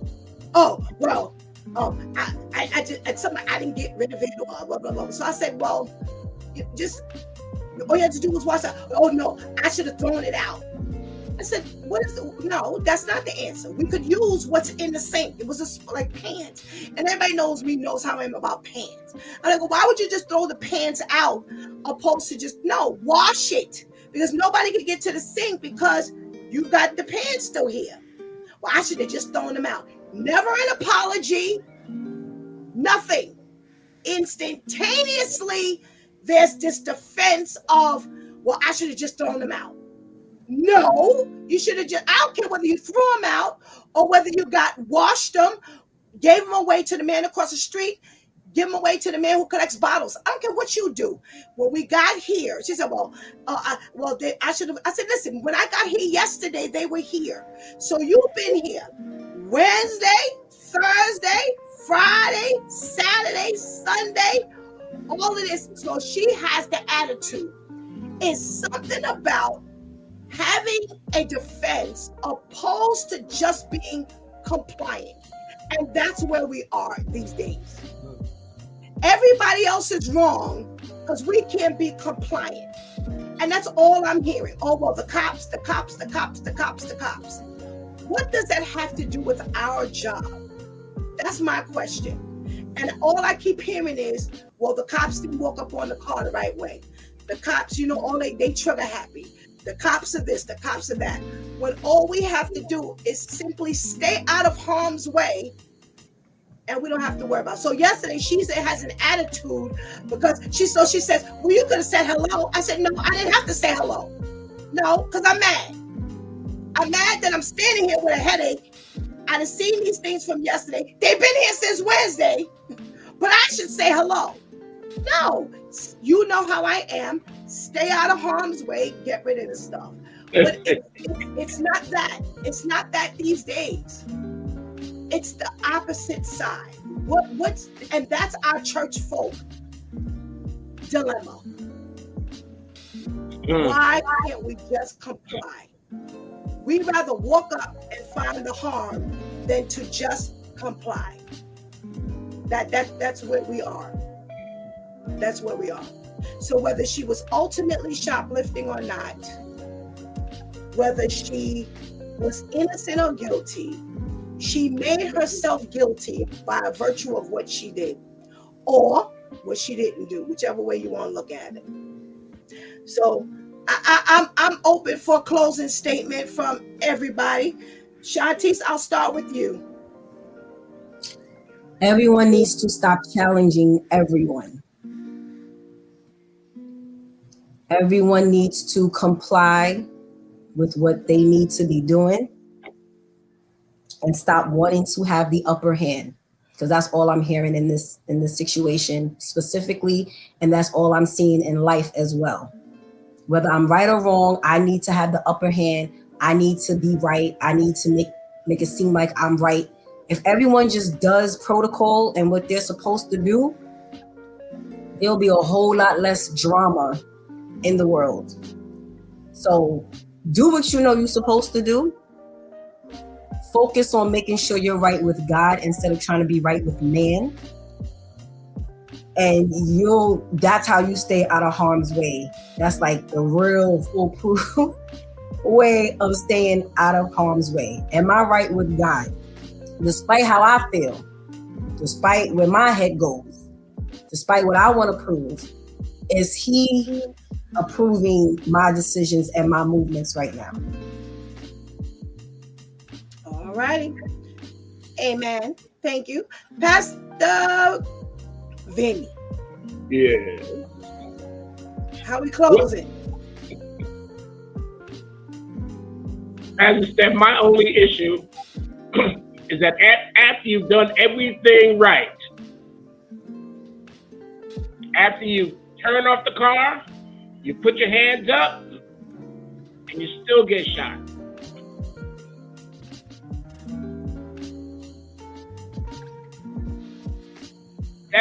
That's what I'm saying. It's not that I'm against compliance. I don't know if you felt that I was against. No. Yeah. No. But I think that's what. I guess even the media has a part in it as well, because it seems like we always see the worst of it, and we don't really get the real details. But if we take care of our personal space, and we take care of our personal responsibility, we do everything that we can to be in compliance, to be in obedience, then everything should be okay. But unfortunately, even with all of that, there are still some instances where we become the fatality. And that's what I tell my sons. I said, listen, stay out of their way. You do what you have to do. Yep. You know what's right and what's wrong. So if anything at all, you are doing the right thing. I don't care, I tell you, you don't ride with everybody. Everybody doesn't get in your car. Right. As long as we're doing what we need to do, we should be okay. All right. Amen. No, I didn't think you were against being compliant. For record. No, not at all. Not at all. Not my Pastor Vinny. Never. Never. That's a good record. Never. That's right. Thank you. Pastor KL, how we closing this thing? We first have to remember that we can control our environment. We can control of what's positive and what's negative. There can't be a one-sided argument. If you stop speaking, that person begins to argue with themselves. The Bible says, obey those who have ruling over you. You just have to be in a position where you can obey authority. God will never leave you nor forsake you, be with you even until the end. So God is going to protect you. My mama used to always tell me that when you do right, right will follow you. It will follow you all the time. But the time you do wrong, listen, it's easy to do right. It's hard to get out of trouble. You make one mistake, it's hard to recover from that. Yeah. But when you stay right, you always right. And God is going to always take care of you and protect you when you're right. So again, we control our atmosphere in the morning, our atmosphere in the afternoon, our atmosphere in the evening. We control all of that, on the way we position ourselves, on the way our posture is, and the way that our vocabulary is. We control it. You know, the more wood you put on a fire, the hotter it gets. Amen. Thank you. Thank you. Thank you. Thank you, my Due Time crew. Always a wonderful conversation. Thank you so much for your contribution. And we pray that you have a blessed day. You as well. Thank you. Thank you. All right, let's get rid of some of these comments. This is us and Terrence today. So I guess we forgot the point that she's pregnant, so you think she's going to drink liquor. Okay, so here's my question to you, Terrence. So she had the liquor in her hand. They said she put the bottle down before she left the store. Okay, I'm going to leave it there. I can tell you so many times I went to Home Depot, walked to the door, put my items down because I left my wallet in the car, came back into the store and bought my items. Okay. And I left it at the front door. Okay. Okay. And that, like I said, it could have been, that's why I said she may have gotten frustrated and just said, you know what, forget it. I ain't buying nothing. How many times I spent hours shopping in a store and then I leave the items there and get mad and walk out the door because I'm not standing on this long line for these couple little things that I have. So yes, definitely. However, we shift the atmosphere when we don't do certain things afterwards. Puts things into question. Okay. He says, I'm going to say that I'm on your side, Shantice. So today it's not Pastor KL. Today it is Shantice's turn. We're already down 2 points because we're black. That's all I'm going to say. All right. So let me wrap this thing up here with all of these comments that Terrence has pointed out and that the panel, our two-time viewers pointed out.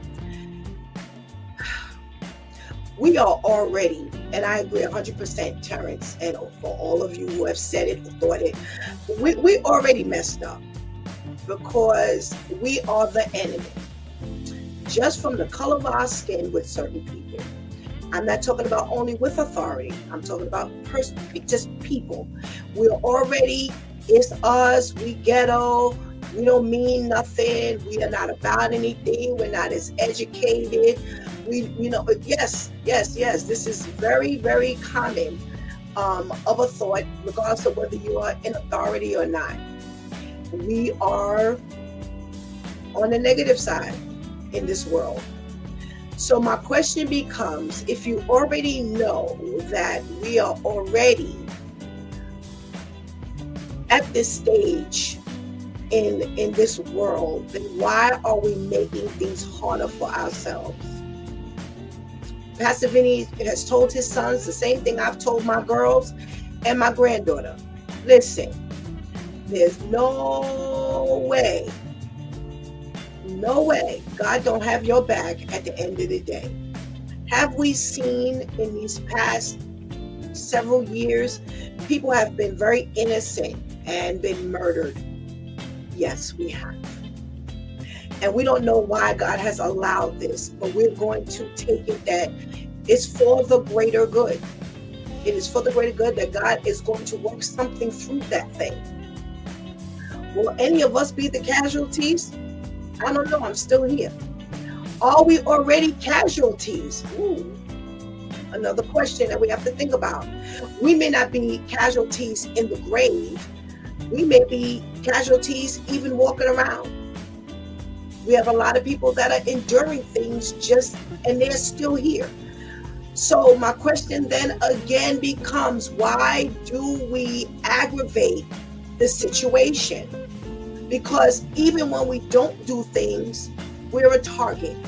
So if I already know I'm a target, then the smartest thing for me to do is to ensure that I don't do anything to aggravate the situation.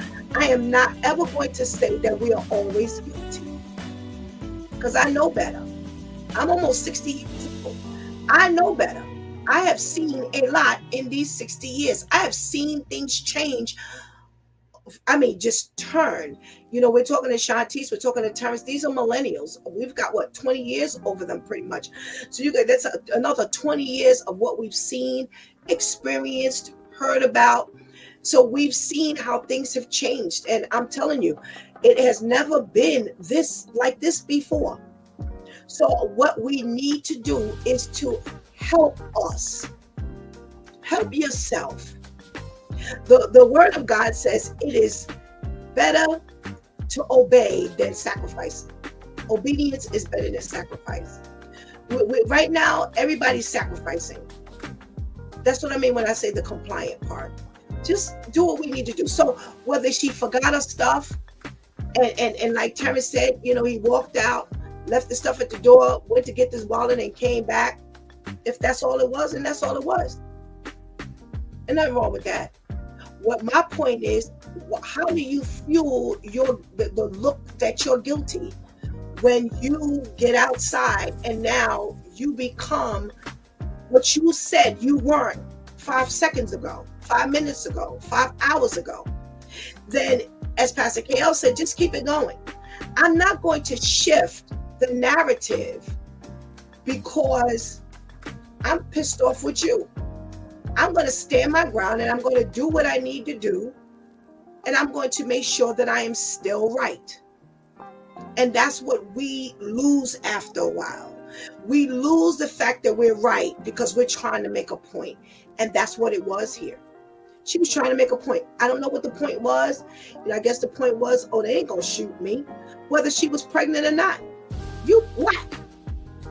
And for certain cops, you're the target. You already did something. You could be as innocent as the day is long. Years ago, quite a few years ago, it has to be easily 20 years ago, a friend of mine was in a car. He and I was in the car. I was driving. He was in passenger seat. And we were in Harlem. And for some reason, I was driving. I don't know if I was driving my truck or a van or minivan. But we were, and I pulled over, and 2 white cops, 1 female, 1 male, they both flanked the car, and they were like, well, can we see your credentials? And I'm like, I didn't run no light, because we were in between 2 lights. In Harlem, the streets are pretty long. We were in between 2 lights, and I'm like, well, what in the world? So he and I just look at each other, because we're like, what in the world? So they take my credentials, they go back and they check it and come back, and she just hands me my license, registration, insurance, and she says, you can go. Now, if it were today, in this generation, it would have been about, well, why you stop me? And you just gonna give it back to me? You're not even gonna tell me why you stopped me? I didn't care. I did not care. I took my credentials. I didn't even say thank you. I took my credentials. I handed them back over to my friend who was in the passenger side. We put my stuff back in the glove compartment, and I pulled off, and we went home and we talked. And it's funny because he just brought that up like not that long ago, and I had completely forgotten about it. But for some people, all hell would have broken loose. All hell would have broken loose. Just from your stuff. I didn't say a word. Because I know I hadn't done anything. Give me back my stuff. Took my stuff, handed it back, pulled off, took him home. I went home. Day was done. And unfortunately, that's not what we're living in right now. Right now, it's about me being right. You shouldn't have stopped me. I didn't do nothing. I know I hadn't done anything. I know I hadn't done anything at all. I am not going to be speeding. I'm not going to be running lights. I'm not going to be doing this. I'm not going to be doing that. It wasn't where I was stopped and they stopped me. They ticketed me for double parking, or, I darted in or changed lane. But we don't live like that now. Everybody's got to be the last one talking because they want to be the last man standing. These days and times, the only way to be the last man standing most times is to keep your mouth shut and keep it moving. Does it make us look like a punk? And, we've talked about that. Yeah, it might. But at the end of the day, I don't care. I don't care. If they stop me erroneously and they shouldn't have, which they shouldn't have, then God will deal with them. Then God will deal with them. Well, what is my fight going to do? She didn't say anything extra because it was the female on my side who actually talked.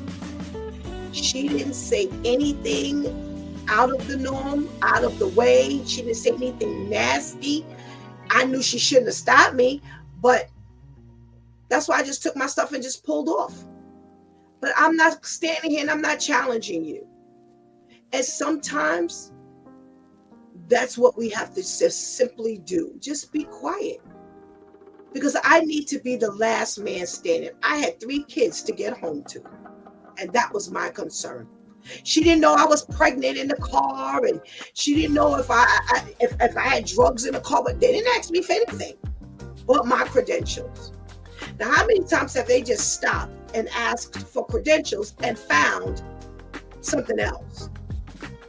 So whether it was just let's just stop her and see. I don't know what it was, but let me share this with you before I go. One of the things that I have come to know is God watching over me? Now, why do I say that? What do I mean by that? What are you talking about, Pastor Steph? Could there have been an accident ahead? Could there have been an accident ahead that I would have been in had I continued to go? Even if it was not my fault. But because of the traffic stop, for no reason, God kept me back 5 extra minutes so that I avoided any danger or harm ahead of me. I didn't know that back then. But here's the thing, I couldn't act on it back then. Now, the Stephanie today may have just simply been quiet just because that's where my head could have been. Like, okay, they ain't got to be stopping me. But you know what? Maybe this is actually God stopping, not them stopping. But now in hindsight, it's a possibility that I may never know why I was stopped. But I have to trust the very God I serve. And this is why I keep saying to you, try Jesus. Because let me help you understand something. That opens up your thought capacity.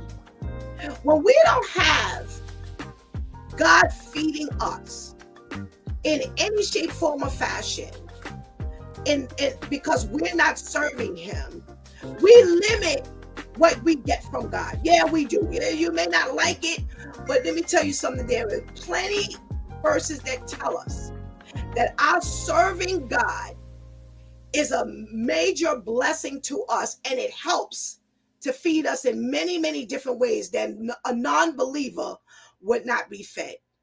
Now, whether you want to believe that or not, you go to your word of God. I'm trusting that God is going to give me extra because I am serving him. I am trusting that God is going to give me extra because it is better to obey than to sacrifice. I'm just going to be obedient. We have been told scripturally to obey authority. It ain't got to make sense. We ain't got to be right. We ain't got to be wrong. Or simply obey. And whatever happens in that instance, God has got our back. Pastor KL said it. We have to trust God. And I know a lot of times it's hard. In this climate, it is extremely hard to just simply trust God because our minds are everywhere. All the cops are just out to get us, and I'm black, and I'm a black woman, and blah, blah, blah. Why I got to go through all this? I know people who just fight for everything. I don't want to turn over my ID. I don't have to show my ID. I don't want you touching my ID. I don't want you doing this. Why I got to show this? Why I got to prove that? Why I owe my name all over the internet? Why? The world is what it is. We can't change any of it. We can't change these things. The fact that my name, all you gotta do is type in Stephanie Griffin and it pops up and gives you all my information. There is nothing I can do about that. Nothing. Nothing I can do about that. But I do know God is going to protect me. I do know. I have been the victim of identity theft 3 times. And here I am, yet still standing, telling you to trust God. Think about that. Are we going to just simply do what God needs us to do and trust him? Or are we going to fight everything? Because at the end of the day, are we going to be winners? Or are we going to be losers? And the saddest part, because I keep saying it's sad. There's a lot of things that are sadder than what meets the eye. And what is grossly sad is that a lot of stuff we will never see, but we don't trust God enough to believe that he's working at all times. But because we don't visibly see it, we won't move. Because we don't visibly see it, we'll make a move. We're challenging everything opposed to just allowing God to dictate when we step up. Because I'm not saying we need to stand by and just take everything. That's not what I'm saying.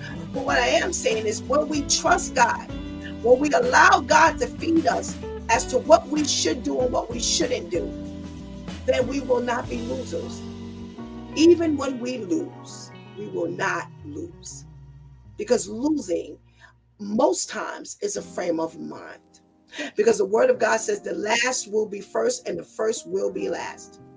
So just because they're ahead of the game now does not mean that they're going to end up, in the front of the line. Just because we're in the back of the line right now and we are the targeted audience does not mean at the end of the day we won't be the front runners. But I have to trust God for that one. I have to trust God. And when I'm trusting God, I do see the injustice. But the best thing about this thing is I know that as long as I serve God, I will always have justice in my pocket. That God will always render me justice, even when I may not see it come from that angle. See, you reap what you sow in life. It's not like when you're putting seeds in your ground. For real.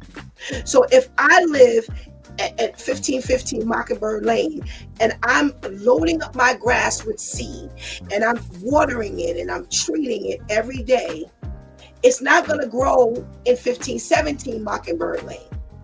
It's only going to grow in 1515. However, your life in the Lord and your life outside of the Lord ain't working like that.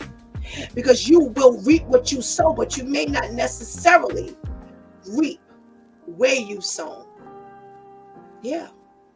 Sometimes we feed our children, feed our family, feed our friends, and we get nothing back from them, but yet God will send the blessing from someplace else. He says you will reap what you sow, but we don't know where we're going to reap from. So trust God, because you will reap what you sow. And unfortunately, we've run into where she reaped what she sowed into. She sowed into bad seeds, sowed bad seeds into the ground, and unfortunately, she got bad. Whether this cop was a good cop, made a bad decision, a bad cop who made the decision, it doesn't matter. What matters is we set the scene for ourselves at times, and we can't get out of it, and that's what happened.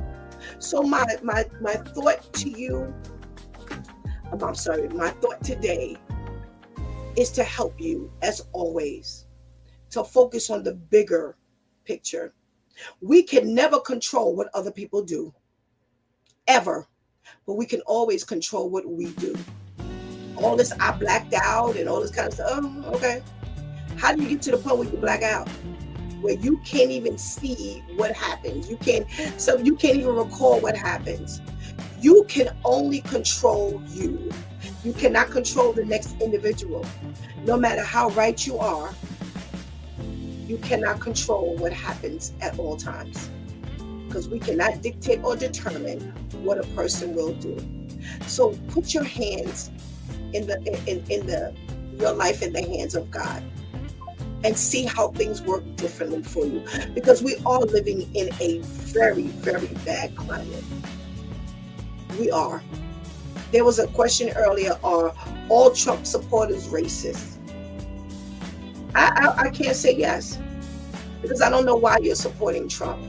I know black men and Latino men who support Trump. I've seen some black women who support Trump. He's never done anything for us, but they're supporting him. I don't know if they're racist or not, but they just agree with some of the things he stands for. Again, you can't control what other people do. They can't see necessarily what you see. Anybody who voted for him, we saw what he did the first go round. He wasn't out for us the first go round, and we had it 10 times worse this go round. He hasn't even been in office for a year. But we've had to eat a lot of his nastiness and wickedness. How y'all didn't see this coming? Can I say that you're a racist? Not necessarily. But can I say that you're short-sighted? That's a different answer. So let's just keep our eye on the prize. And the only prize that is ever existing is the prize of salvation. Keep our eye on God. Trust God for everything that we do. And there will be times we will stumble and fall. But I tell you one thing, if you keep your eye on the prize, you won't stumble as much as you stand up. Continue to salute God. You will not go wrong. You've been watching It's Due Time with Pastor Steph. Join us Monday through Friday from 7 a.m. to 9 a.m. where we discuss matters of the heart, mind, and spirit. As you go through your day, be sure to set your mind on things that are above, not on things that are on the earth. They will only serve as a distraction. Remember, prayer changes things. It's Pastor Steph signing off, and I want to thank my Due Time crew for always coming through big time. Thank you for just helping us do what we do and making sure that chat room stays alive. Please do not miss this opportunity to give Christ your life right now. Please do not miss this opportunity to strengthen that relationship with the Lord right now, because later is not promised to any of us. Until tomorrow, God spares, where is Wow Wednesday. Until then, I love